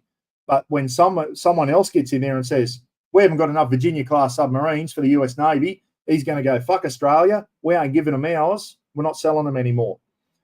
Steve, I'm with you, Buck. Absolutely disgusting the way the two blokes carried on. Putin in the background. Yeah, I know. And there's only one winner out of this, Steve. What must Putin be doing at the moment? Sitting back with a popcorn going, this is fucking gold. This is fucking gold. Thank you, Trumpy. You're doing all my work for me. Yeah, it was pretty sad to see. Big fella. Russians have lost so many troops. There are small Russian towns with no one in them now. It's sad to see, mate. I don't want to see Russian troops getting killed either, guys. I'm an ex-soldier myself. You don't want to see anyone fucking dying. And I agree with Trump that the war's got to finish. But we don't do it by screwing over Ukraine. We don't bend Ukraine over and do them with no lube, guys. That's not an option. It's got to be something in the middle. Ukraine's going to have to give up some stuff. There's no doubt about that. But fucking Russia's got to too. And at the moment, they're fucking in a win-win situation. They're winning everything because Trump's fucking sided with them. Trump has sided with them at the moment. Is Trump going to pull out something out of left field? Is Trump going to pull something out of left field and shock us all? I hope so. I hope he comes out. I hope he's on the phone going, you got a fucking month to get out of Ukraine. I'm going to nuke you. Like, mate, is he mad enough to do that? I don't know. I hope he can. He needs to step up to Putin. That was what I was going to say yesterday. I forgot what I was about to say then. It was something. That's right. When Trump got on the soapbox and was referring, you've got no cards to play. You've got no cards to play. And Zelensky, who kind of was getting shadowed out by Trump because Trump was starting to yell on that, Zelensky said, basically, he was trying to say, this isn't a game of cards, Mr. President. We're fighting for our fucking survival here. Don't refer to this as a game of cards. It's much more than a game of cards. You have a listen to it. Zelensky says that to Trump. This isn't a game of cards, Mr. President. And it's fucking not. He's fighting for his country's survival. So, yeah, you don't refer to a fucking war. You got no more cards to play. Bullshit. Yeah, we'll get on to that. Let's get on to another subject soon. I just wanted to see someone else who disagrees with me. So we're going to have Yeah, well, JD's speech in the European Union. Oh, that's not coming up. JD's speech in the European Union, his lecture goes in and lectures fucking Europeans on free speech and how dare you do this and that. Like, fucking stay in your lane, JD. Stay in your lane. The Europeans need to start standing up to America and go, hey, mate, stay in your fucking lane here. Don't tell us what we can and can't say in our fucking country. All right? Because you saw how butthurt the Americans got yesterday when Zelensky came in and said, you know, they didn't fucking like it when Zelensky said something to them in the Oval Office. And it was like, how dare you come in and disrespect us? Well, that's what JD just did to a lot of European countries. They needed to say, hey, mate, shut your fucking mouth. Slacken's on. G'day, mate. Geez, you've missed some good stuff. Mark, we're talking about, speaking of being on the receiving end of Trump, here he is, Slacken, guys, from the 51st state. Fucking hell. What's your Boulivaire or what's your new Prime Minister's name going to be, mate? I fucking like that guy. He's standing up to Trump. He's not taking any shit. I like him. So is Trudeau, but Trudeau's going, and then Canada's going to have a new Prime Minister, everyone. Slacken, what's his name? Put it up. Pierre, I don't know, he's got a French sounding name, but I tell you what, he's a strong man. I like him. And he's standing up to Trump. Very pro-Canadian.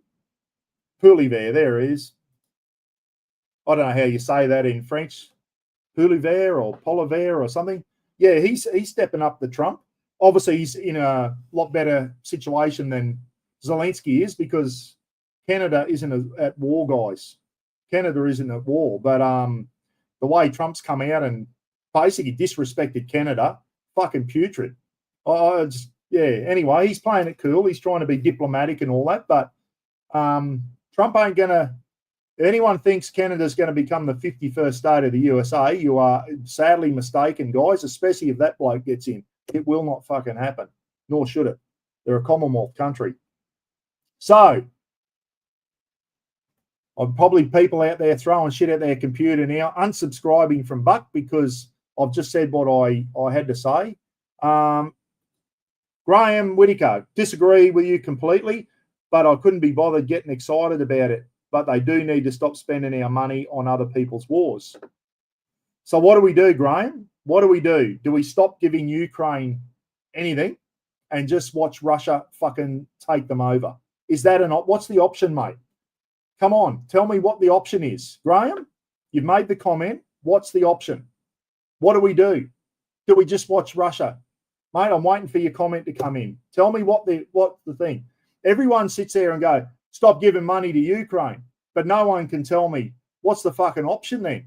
Do we just let Russia have Ukraine, everyone? Is that the option? All you people are a fucking anti-Ukrainian? Do we just let Russia walk in and take them over? Is that what we do now? We just let sovereign countries get fucking taken over and not say a thing because we've become as weak as fucking piss and no one's going to man up. When you see your mate, in my day, if your mate got into a fucking stoush in the pub, you went in and helped him. Nowadays, everyone stands back and gets their fucking mobile phones out, pisses their fucking pants because they've never thrown a punch in their life and doesn't want to fucking get involved. This just shows if this happened fucking 40 years ago, it would have been on. But everyone's piss weak now. No one's going to go in and fucking help their mates out. No one's going to do it. We all stand back and fucking let them get fucked over. Graham, I'm waiting for your comment, mate. I know we're good mates when it comes to camping and all that. I'm waiting for your comment, mate. What do we do? If Australia and Europe and the USA, we stop giving everything to Ukraine, we stop helping them, what is the option? Are you happy for Russia to go in and take over the whole of Ukraine? Is that the option? Because if it is, I fucking give up. I will give up. Drone warfare, yeah, Rob, exactly. Come on, Kaz. Yeah, no one gives a fuck about Africa, mate. And I don't either, to tell you the truth. I could not fucking care about those guys. Look what happens when we go in and try and help them, Kaz. You know better than anybody what happens when we go in and try and help them Africans out, mate. Look what happened in Somalia. A fucking turn on you. Look what happened in where you went, Rwanda. What a fucking shit fight. Went in half-assed. You either go in hard or you fucking don't go in at all.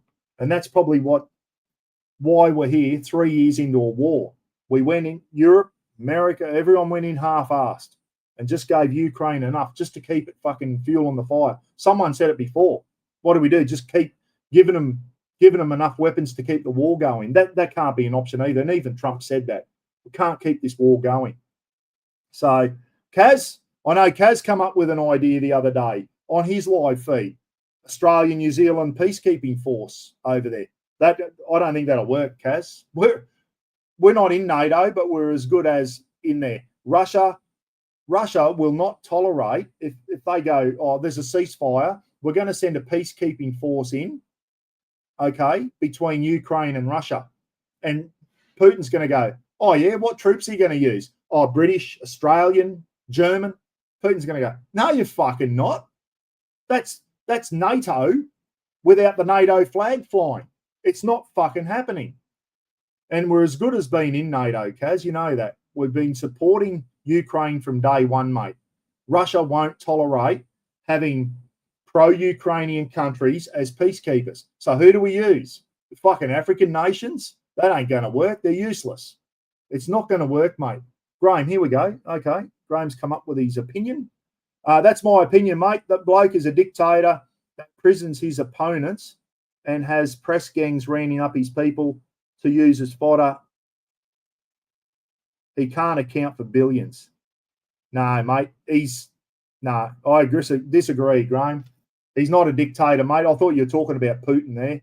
Nah, fucking no way. Zelensky's not a dictator, everyone. He's a fucking president whose country got invaded and he's trying to rounds up people. That's because they're getting desperate now, mate. People are going around and going, you fucking 25-year-old fucking guy here walking around the streets of Kyiv with your girlfriend. You got 2 arms, 2 legs, a heartbeat. Why aren't you fucking in uniform? Your country's under attack and you're walking around sipping on fucking caramel lattes in the mall in Kyiv. Get a fucking uniform on and get down the front line and defend your country. I'd do the same thing, mate. And if Australia ever got invaded, I'd like to fucking think we'd do the same thing. Every able-bodied male person in this country goes and grabs a rifle, throws a uniform on, and defends his fucking country. Fucking walking around. They're in martial law at the moment, mate. They're getting desperate. They're running out of troops. They need all hands on deck. They shouldn't have to go around grabbing male people to join the army. Fucking what happened in World War II, mate? If you didn't sign up in World War II, guess what turned up in the mailbox? A fucking white feather in an envelope saying you're a coward, you're a weak piece of shit. Go and join up. You were classed as a coward in World War II. Here in Australia, if you didn't fucking go and fight the Japs, you were classed as a coward. That's how it worked. And that's what's happening over there, mate. I'd hate to think if we went to war now, how many pissweak people in this country would piss their pants and wouldn't even think of fucking going. I'm nearly fucking 60 in a couple of months. I'd go in and fucking grab a rifle and throw a uniform back on. No way. That's what I'd do. I'd go and fucking fight for my country, even now at 60 years old. But a lot of these young Gen Zers fucking walk around, piss their pants and go hiding, which is what's happening in a lot of the European nations. Shouldn't have to go around. Conscription is a sign your people either understand they can't win or they don't trust Zelensky. Well, what do you do, Kaz?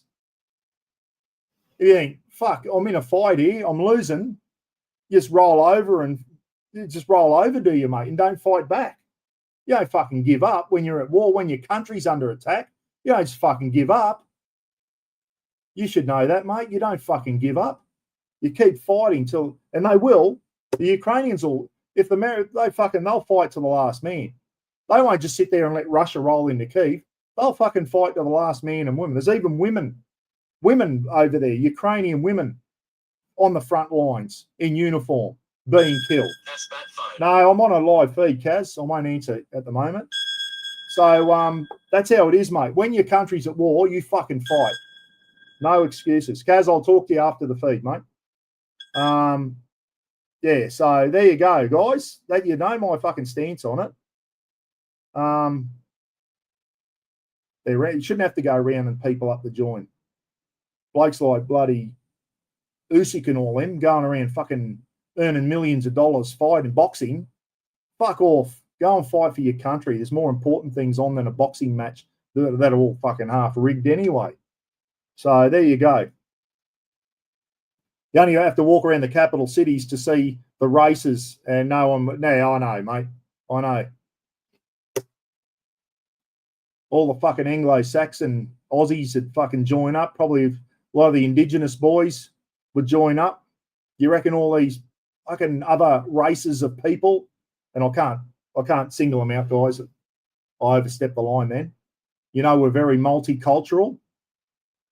Saw a march out of Kapuka the other day. I saw a march out in Kapuka the other day on YouTube. It just came up. Well, I'll go in and watch this. Platoon of about 40 men and women. And I looked. White. The whole fucking lot of them. White. Not one multicultural person in there. They're all fucking Anglo-Saxon Aussies in the army. Where are all these fucking immigrants wanting to join up for our country? We're letting them in here. And they're doing fucking nothing for us. It'll be us that bloody grab a rifle and a uniform and go and get fucking killed. All right? And all these other people that we let in here for a better way of life will do fucking nothing for us. I'll tell you who will do something for us. I reckon they'd step up is the Sikhs, the Indians, the Sikhs with the turbans on. They'll fucking step up for us. I'm confident they would.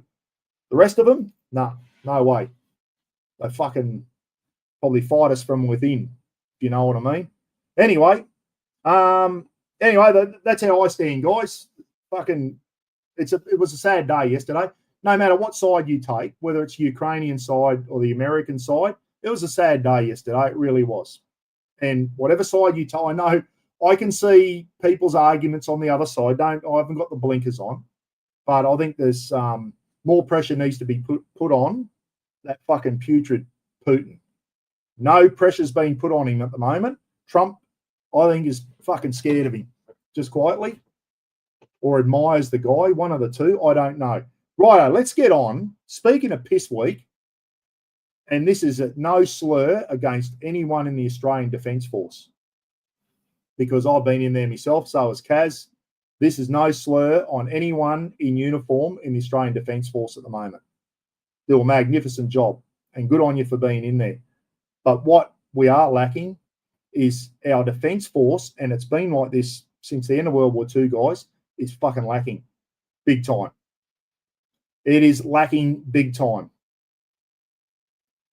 When Morrison was in and the soon-to-be Prime Minister, Peter Dutton, was the Defence Minister, we're fucking poking the bear, guys. We're poking the bear. The bear being the big red corn chip, as Kaz calls them. You're not in it. When you're a fucking piss ant, you don't go into a pub and start fucking poking the big guys, because you're going to get your teeth put down your throat. And that's what will happen to us if we fucking start poking the bear guys. We've got nothing. So if you're unaware, because we're in with the Americans and that, and the Yanks are trying to flex their muscle and against China in the South China Sea, as they should be, standing up to them and saying, hey, we're here. Don't start bloody putting too much pressure on Taiwan and the Philippines and whatever. Here's another one. If Taiwan gets invaded tomorrow, you reckon Trump's going to step up and help them? Nah, no fucking way. They're on their own too. Let me tell you, he's showing his cards. Speaking of cards, he's fucking showing his. He's showing us where he is, and he won't come in and help you. He won't come in and help you. So I've lost my train. I keep going down rabbit holes, don't I? So the ADF is in poor shape, everyone. If you didn't know, the Australian Defence Force is in poor shape. And before Albo got in, we're poking the bear. And I was sitting back thinking, don't fucking poke too hard, because we cannot back it up. And I think we're sitting there thinking, the Yanks will come and fucking help us. We'll poke the bear. The Yanks will come and help us. Well, will they? I wouldn't be so fucking sure. I don't think you can trust them anymore. So even though the Americans have got bases down here and all that, we've got Marines down here, but there's a nuclear submarine, a Virginia-class submarine just coming to Fleet Base West, HMAS Sterling. One would hope that's out there shadowing those 3 Chinese ships at the moment. They're now over in West Aussie waters. There's a Virginia-class submarine over there. Shouldn't have to use it, should we? Where the fuck are our submarines? We got 6 of them. Apparently one of them's in the water and operational. So when those friggin' submarines were coming down through the Torres Strait and down the entire east coast of Australia, conducting live fire exercises off Eden, down in the south in New South Wales there, you reckon Australia had a submarine in the water to shadow them? I very much doubt it. I don't think we've only got about one. They're over on the west coast anyway. We've got no submarines over on the east coast. There's rumours that there could be a likely chance there's a Chinese nuclear submarine with those 3 ships. Usually a nuke would travel with them. So we've got Chinese submarine out there, 300 nautical miles off Eden, armed with nuclear missiles. Have we got any air defence in this country to protect our cities? The answer to that is fucking no, we do not. If they started lobbing missiles on Sydney, we couldn't defend it. Unless we had an air warfare destroyer sitting out in the ocean off Sydney, we couldn't defend it, guys. We've got no fucking air defence. We don't have any Patriot air missile defence systems because we haven't thought about that. Will we ever come under attack one day? The answer to that is possibly we could. And if we do, we're fucked. We've got nothing to defend incoming missiles with. Like you see the Iron Dome in Israel, you see the Ukrainians have got Patriot missile systems to shoot down drones and ballistic missiles and that coming in. They shoot down a lot of them, mainly because the Americans and the British and the French and that are arming them up with that, which is what they should be doing to protect civilians. We've got that. We don't have that, guys. We do not fucking have that. Not yet anyway. We're getting some sort of missile systems and that, but no air defense, no Patriot air defense systems for Sydney or Melbourne or Brisbane. If the Chinese started chucking missiles at our capital cities the other day, we got nothing to defend it with, unless we had an air warfare destroyer off the coast to shoot some of them down. So it was pretty bad. Our response was poor. And then it got all too fucking hard, and we said, the New Zealand Takaha or whatever, one of their Anzac frigates was on the way over to the Middle East to help with the Americans and that, and they got diverted to shadow the Chinese ships. Like, fucking really? You know what should have happened? When they were on north of Australia and going through the Torres Strait, we should have been buzzing them with F-35s to let them know we know there. We had a Poseidon, P-8 Poseidon up there. We should have given those ships a bit of a buzz with some F-35s just to let the fucking Chinese know we're there and to let them know that if we need to, we can fight back and we won't be buzzing over the top of you. We'll be hitting you with fucking missiles from 300 kilometres away and you won't know the planes are coming. Did we do that? No. We got fucking fighter jets sitting in RAF Base Tyndall up in the Northern Territory. We should have been buzzing those ships when they were up in the north of Australia. We did fucking nothing on the way down. On the whole entire way down the east coast, I think we had a Poseidon keeping an eye on them. And then they finally got down, started conducting live fire exercise, and we said, Kiwis, can you fucking keep an eye on these blokes for us? Like, did we send any ships out of Garden Island in Sydney to shadow them? Did any fucking ships go out of Garden Island to shadow those Chinese ships? I don't think so. I didn't hear about it on the news. Then they started live firing off Eden. And then, what was it, 49 planes need to be diverted? What the fuck? They were down here testing us out, guys. They were down here testing us out. And Albo has been caught out lying and said that we were given notice and that. No, we fucking weren't. We weren't given notice at all. So it was piss poor response from the Australian Defence Force.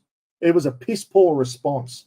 We We should have showed a bit of thing. We got bloody F-35 sitting at Williamtown in Newcastle, everyone. As I was fucking sailing down the East Coast, why didn't we fucking send some F-35s up and buzz them?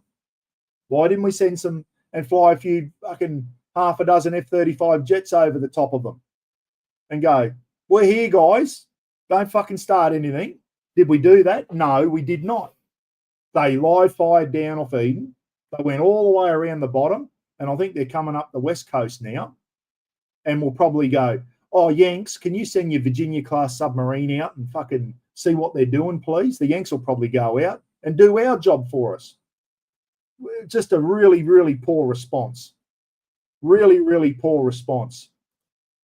Landy, if we can't defend ourselves, then we need strong allies, almost regardless of what the US does. We need them on our... Oh, absolutely, mate. We do need the Yanks. There's no doubt about that. We've got to... And that's what Albo's doing at the moment. They're pressing him to say something bad about Trump. And Albo's playing it smart, and I've got to take my hat off to Albo. He's not dissing Trump because he fucking knows. And he knows we need the US here. Without them, we're fucked, guys. We shouldn't be so reliant on the United States, but we are. We are, unfortunately. We still haven't even made getting 11 new general class frigates. They haven't even made a decision whether they're going with the German ones or the Japanese ones. Here we are, still fucking around. Haven't even made a decision yet. And we're decommissioning our Anzac frigates before new ones come in. Who lets that happen? How do the defence ministers and our fucking admirals let that happen? Our army, guys, if you're not aware, we've got 6 infantry battalions. They are under strength. They're supposed to have 4 rifle companies per battalion. I think they're down to 3. We've got 6 infantry battalions. Put that into Ukraine terms, that's 6 days worth. That is a battalion a day is being killed in Ukraine on both sides. We've got 6 days worth of soldiers. I know it's a bad way to put it, but it's fucking true. We've got 6 infantry battalions under strength. They're all under strength. They just closed down 7 RAR in Adelaide, closed them down and said, oh, we're bolstering the north with troops. They closed a fucking infantry battalion down to strengthen up the Townsville battalions and the Darwin battalion. Brigade up in Darwin should have 3 infantry battalions. We got 1. It's bullshit, guys. We've got nothing. We need a strong Air Force and we need a strong Navy at the moment. I hate to say this, but Army needs to take a back seat because when your country's being threatened, like just happened with the Chinese, they were in international waters, they weren't really doing anything wrong until they started live firing and not telling us about it. But we need a strong Air Force with long-range capability missiles and that. They are coming too late, and we need a strong Navy. We should already have 25 warships in the water. We just haven't got them, and we're still a long way off. The Hunter-class frigates, some of them are still going to be coming in the 2040s, guys. The nuclear submarines, they may not even eventuate. Someone said the other day we could add 24 Japanese Soyuz-class submarines in the water by now for less cost than what it's costing us to get these bloody AUKUS submarines and that. We could add 24. We wouldn't have been able to man them, but a very capable Japanese diesel-electric submarine with new technology, and we've got nothing. Our Collins-class submarines, 3 of them are out of the water at the moment, getting refitted, and the Navy, Chief of Navy said the other day that currently the Royal Australian Navy has got custody of 3 Collins-class submarines. Custody. He didn't say they were in the fucking water. According to Sky News, we've only got 1 operational Collins-class sub at the moment, and it's over in Perth. Dear, oh dear. How do we get to that bloody situation? So what is concerning, we've got nothing to defend ourselves with. If they start lobbing missiles on our cities, we've got nothing. We've got no Patriot missile systems to defend our cities, guys. If you think we have, we fucking don't. We just sit back, she'll be right. It's not. Things are crook at the moment. What's Kat saying? Navy should be our focus as well as our alliances, but we have men wearing dresses and gay pride marches. Yeah, I know, Kaz, and we won't go down that rabbit hole. I'll offend even more people today. I've already offended a heap of people. I'll offend even more people if we go down that. And that's exactly right. Well, that's one thing I do agree with Trump. He's getting rid of all the transgenders out of the military. They don't belong in there, guys. Not transgender people. It just weakens that. It weakens that structure. Okay, we can't have fucking men wearing dresses in the army or in the defence force. That is not the place for it. In Sydney, in the Mardi Gras and all that, I don't care. But not in the military, guys. You can't have that. You can't have that. Me and Kaz are right on the same sheet of music when it comes to that.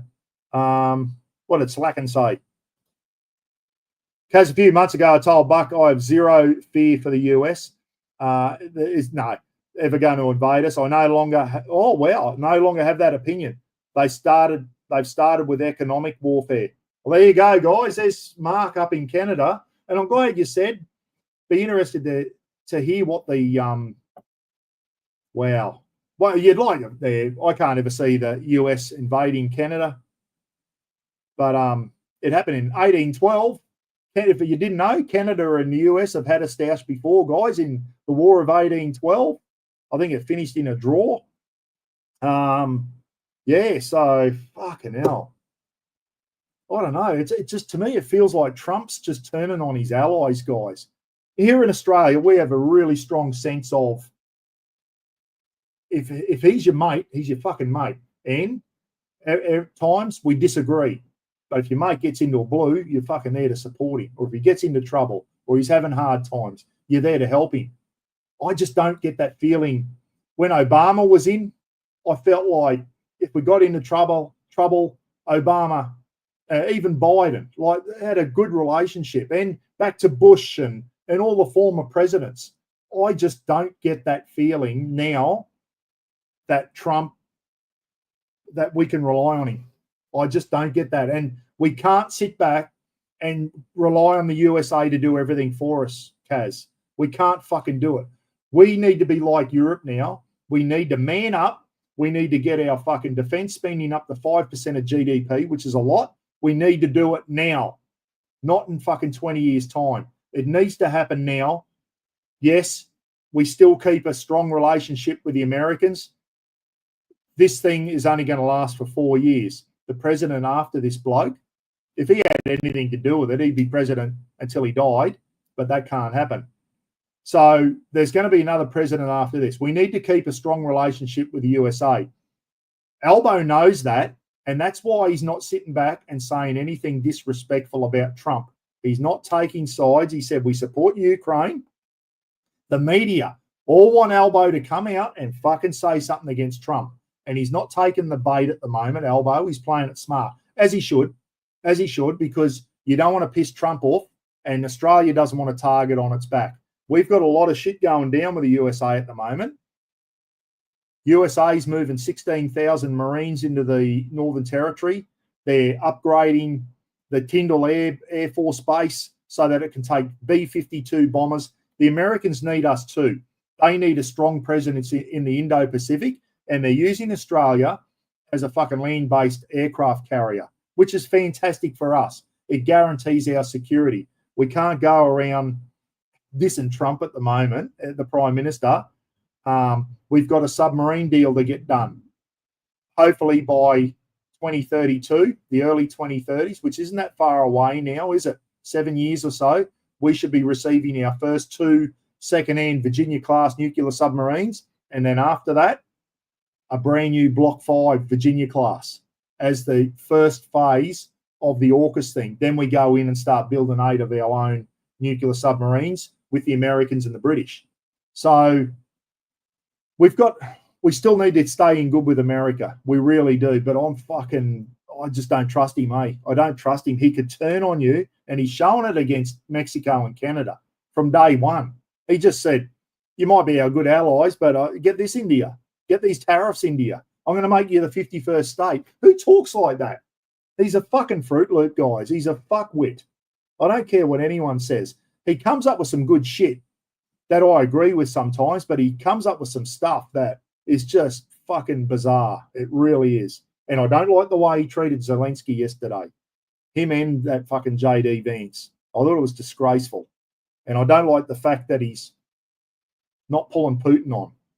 If he is, we haven't heard about it yet anyway. Yeah, so Slacken's over there in Canada. Obviously, it's big talking about the 51st state. Those Chinese ships, guys, listen, Albo's right. They're in international waters. They're allowed to sail down our coast. It's because we're up there with the Americans in the South China Sea doing our freedom of fucking flight and all this, and then the Chinese fighter planes come along and drop flares in front of us, and, you know, that could have gone bad. And we're up there going, we're flying in accordance with the international law, and there's a predetermined speech that we fucking say all the time when the Chinese challenge us. We're up there poking the bear, guys, and they've come down here, no doubt about it. They've gone, go down there and just put the shits up Australia. We're going to send 3 ships down there, do a bit of live fire off their coast, and see if they piss their pants. Well, we didn't piss our pants, but our response wasn't strong. It should have been a lot fucking stronger. We should have had ships in the water. We should have F-35s, give them a little fucking fly past, going, hey, boys, we're here. Just to let you know, we've got an Air Force with bloody stealth fighters and long-range weapons, and we're here. Just to let them know. We didn't do that, but you've got to fucking show that you're strong. Right, back the old prison thing. If you show you're weak in prison, people will fucking step all over you. You've got to step up. And even if it means you're going to get a fucking flogging, you've got to go down swinging. Okay? We didn't do that the other day. It was piss poor. We didn't piss our pants, but we should have manned up a bit more. But our defence force is fucked. There's no doubt about it. Our Navy's fucked. If anything, our Air Force is probably the strongest out of the 3. Our Army's fucked, and nothing against the soldiers currently serving. We don't have enough. We don't have enough equipment. We won't go down that rabbit hole. Our Army's fucked because it's too small and we don't have enough equipment. It's not fucked because our soldiers are fucked. They're world class. But they don't get the support from our government guys. And our chiefs of Air Force, Navy and Army should be up in fucking Parliament going, my Army's fucked, and I've got 6 battalions, which is fucked to start with. They're all under strength. I've got officers walking around with fucking dresses on. How the fuck am I supposed to fight a war when I've got officers running around in fucking skirts and wearing lipstick? Piss off. That is fucked. I don't care what anyone says on that one. If I offend the LBG, ABCD fucking crew, get fucked. I don't care if I offend you. The bloody transgender don't belong in the military. Full stop. And that's one thing I agree with Trump on. He fucked them all off, I think. So, Kaz, 100% happy to stand by the USA, our strongest and most honest ally. Yeah, they are, mate. And we've been fighting. For those who don't know, I'm fucking pro-American, guys. Don't get me wrong. But the last few weeks have put a sour taste in my mouth, I must say. In 1917, when the Americans came into the war, fucking late, I might add, all right, we've been fighting. The British been fighting since 1914. The Aussies since 1915 when we went ashore at Gallipoli. The Yanks come in, I think it was October 1917, just towards the end of the war. Lost a fucking lot of soldiers too, I might add. We lost 61,000 Australia in World War One. The Yanks lost over 100. And they were only in it for like fucking 8 months. So Aussies, we trained the Yanks in tank warfare and trench warfare in World War One. So we fought alongside the Americans in World War One. In World War Two, all right, you don't have to be a historian to know how close we were with the Americans in World War Two. We're probably lucky that fucking Pearl Harbor got bombed, and that would America have come to our aid if Pearl Harbor didn't get bombed? We will never know. We will never know. But they came in late again, didn't they? War was going since 39. The Yanks didn't come in until, what was it? Fucking 7th of June, 41 or something, when Pearl Harbor got bombed. I hope I got that date right then. I just had a mental blank. All right, then we had Korea. The whole of the UN banded together in Korea. Then Vietnam. We supported the Yanks in Vietnam. Probably shouldn't have, but we did. Then we supported the Americans in Somalia. Newts will know about that. He went over there. We've been supporting the Americans ever since. We supported the Americans in Iraq, in Desert Storm. Okay, our special forces were over there, if you didn't know. We supported the Americans in Afghanistan. 9/11. We were the first, and I was posted to the SAS regiment when those planes slammed into the fucking towers, guys. And let me tell you, the boys were gone a very short time after. That's all I'll say. But we've been supporting America forever. And they've been supporting us too. And I hope that keeps going. But we can't fucking rely on them. We can't rely on them to do everything for us. We've got to step up like Europe.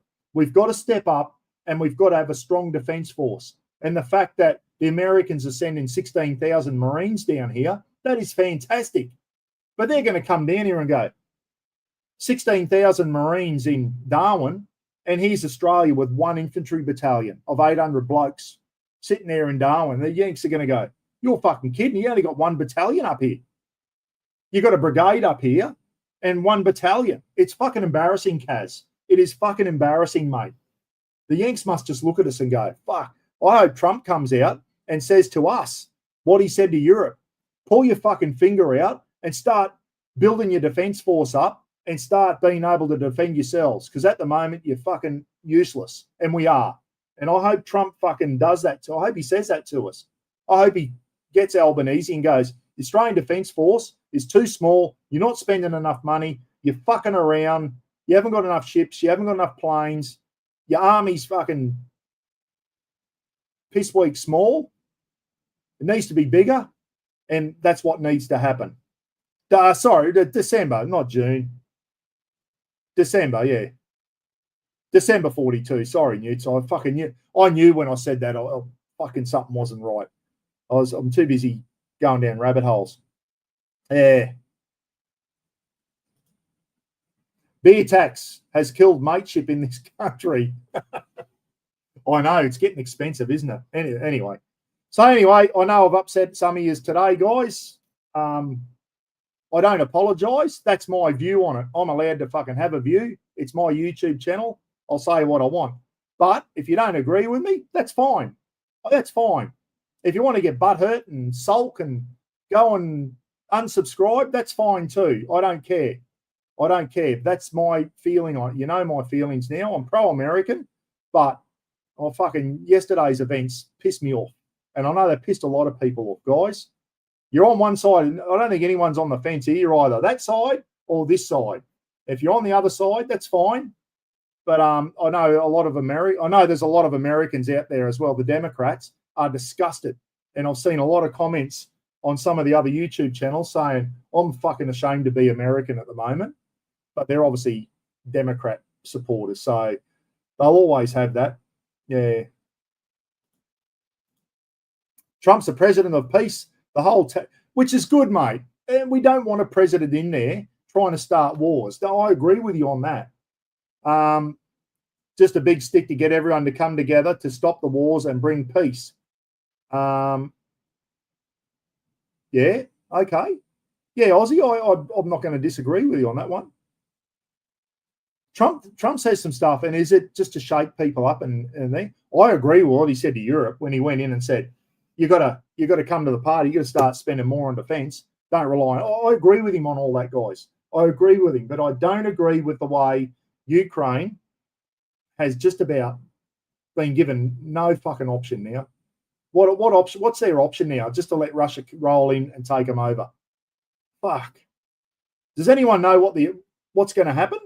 Kaz, what's going to happen now? Will the USA, is Europe going to step up, or is everyone just going to let Putin roll through Kyiv and the whole of Ukraine becomes Russia again, a bit like the Soviet Union?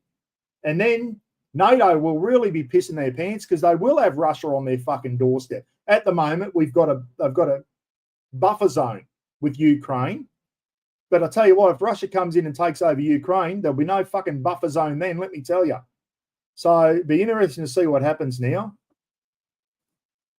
Hey, Brent, how are you? I agree with you, Buck, but it's 25 million Australians. Yeah, I know. and that's right, mate. That has a lot to do with it. The amount of taxpayers we have depends on. But at the end of the day, mate, I know we've got a small population. Don't just rely on taxes from working people to support the Defence Force. We're one of the richest countries in the world when it comes to natural resources. Why aren't we one of the strongest countries in the world when it comes to defence? We should have a fucking really good Defence Force with the natural mineral and the money we make off our natural minerals. And I'm not talking the last 5, going back 40 years. All right, we've been exporting coal and iron ore and all this. We just haven't spent any money on our Defence Force. It's just been lackluster since the end of World War II. You reckon we would have fucking learned? The Japs come down and put the squeeze on us. Someone said to me the other day, Japs were never going to invade Australia. Fuck off, they weren't. They would have fucking come in and had a crack for sure. Once they got a foothold at Moresby, you can guarantee they would have gone. And North Queensland looks all right. We'll go down and check that joint out. And for those who don't know, Japanese troops did land on Australian soil in World War II in 1942. They come down from Borneo and they landed on the northwest of Australia, had a look around and went, this place is fuck, we're out of here. So Japanese troops did set foot on Australian soil in World War II. There you go. Bet your lot of you didn't know that. Fucking oath, Kaz. Fucking oath. National service. Time to man up. And I don't mean for... Maybe we don't need to go like Israel. As soon as you turn 18, you're in the military. But if you're able-bodied and you've been fucking not working for 6 months, guess what? Guess what? Your Centrelink payments stop. You're on a bus and you're on your way to recruit training at Kapuka or wherever they do. You're into the military. You haven't been working for 6 months. Guess what, mate? You're on your fucking way into the military, national service. Bring it back. We need it. Now is the time, everyone. Now is the time. But what's all the fucking lefties? You can't fucking have national service. Fucking, we're as weak as piss. We're a piss weak nation now. We got no balls. We are fucking pathetic. We really are. And we're in the situation we are at the moment with a piss weak Defence Force and a Defence Force full of fucking men trying to wear skirts and that because of the piss weak politicians we've had since probably John Howard's day. Don't get it, he made some bad decisions, Howard, I know that. No one's perfect. But ever since Howard, we've had fucking... The only bloke who showed a bit of promise was a bit of balls was Abbott. The rest of them have been duds on both sides. They've been fucking duds. Who's the biggest dud, you reckon? Rudd was up there, but I think he got outdone. I was going to say Trump then. Rudd's been outdone by Albo and Turnbull. Who's the pissiest, weakiest fucking PM we've had? Gillard had more balls than Turnbull and Albo. Julia Gillard had more balls than those two. I wouldn't put Gillard in as our worst prime minister. No way. No way. Fucking she's better than Albo was. And Turnbull, what a fucking Rudd the dud, as they call him. Did I sound like Rodney Rood? Fuck yous. Yeah, I know. I can think. But anyway, hope it's giving you all something to think about today, guys. It's been a controversial. Everyone knew it was going to be controversial. I know a lot of you don't agree. Let's see what happens. Let's see what happens. All I want to see happen, and I think we all agree on this, we want to see peace. We all want to see peace. Even fucking Zelensky, anyone who thinks Zelensky's a warmonger, he wants to fuck off. Have a look at him. He's had enough, guys. He wants his country to be in peace. But he wants his country to be in peace for the next 50 years, not for the next 18 months, and then Putin fucking has another go at him. He wants some sort of guarantee from Europe and the USA and the rest of the world that his country's not vulnerable. I would like to think if we got fucking attacked down here, that the UK and Canada and the USA would all come to our aid. I'd like to think that they would. Would they? I don't fucking know. I don't know if I think they would. If I was a betting man, I would say only because the Americans have got a vested interest in Australia. They got Pine Gap here. They've got a lot of military base down here now. Yeah, of course they would. But that's not a reason for Australia to sit back and go, ha ha, all the Yanks have got B-52s down here. They've got fucking 16,000 Marines in Darwin. That's all right. We don't need to have a defence force. Fucking bullshit. We need to have a strong defence force to back the Americans up.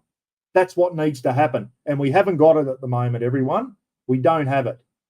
Fucking, anyway, let's see what happens with Ukraine. Poor Bar. I feel sorry for him. I really do.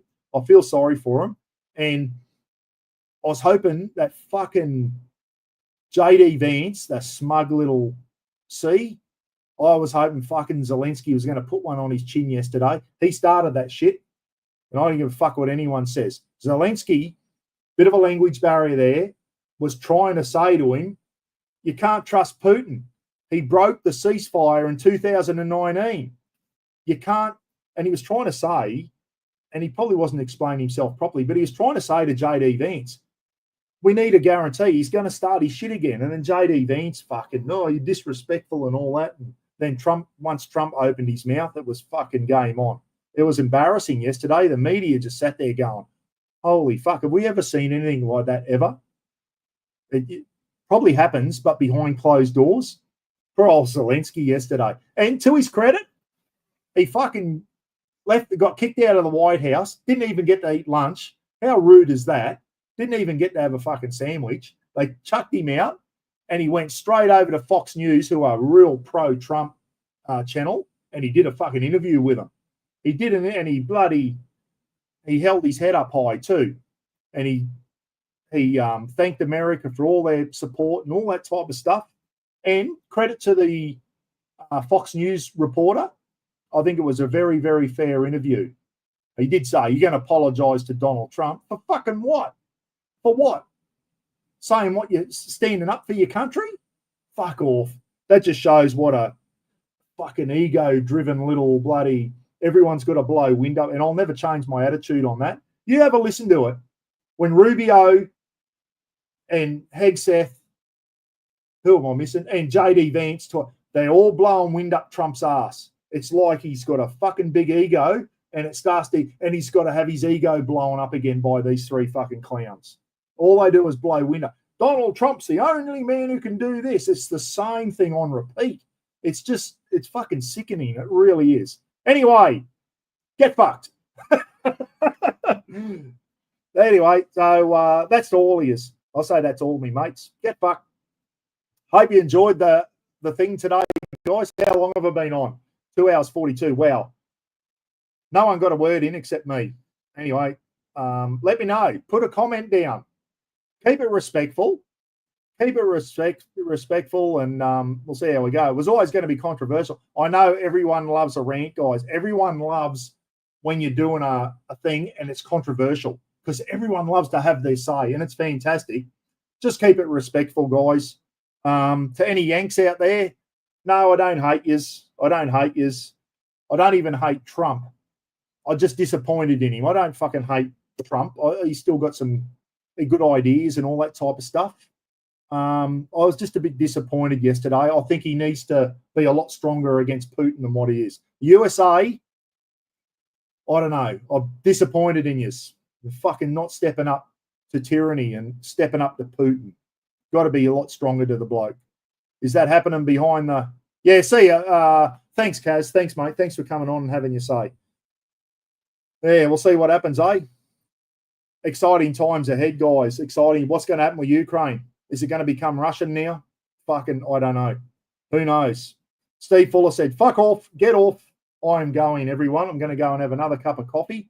And there are slacking their ass. They are, mate. It's fucking pathetic. They're fucking all licking Trump's ass, mate. Blowing wind up his ass. You're the greatest. You're the fucking greatest. And Trump loves every minute of it. He's one of these narcissists that fucking loves having his ego blown up by people under him. It is fucking sickening. And you know the most sickening one is that fucking blonde press secretary that's 32 years old or whatever. Her husband's fucking 60 years old. And the only reason she's with him is because she went for politics and he fucking funded her way through politics. And now she's married to him with a kid. What's her fucking name? Caroline or some bloody thing. Married to a bloke twice her fucking age. but apparently wasn't in it for the money. Fuck off. He funded her political aspirations. And she's annoying as fuck too, if you ask me. Really is. Another one who's probably been on her knees under Trump's desk. Anyway, we'll catch you later, eh? Was Trump, I'll leave you with this thought. Was Trump on Epstein Island? I reckon he fucking was. I reckon that's getting hussed up. I reckon if anyone was on there, it was that prick. Righto, see you later. Get fucked. Catch you next time.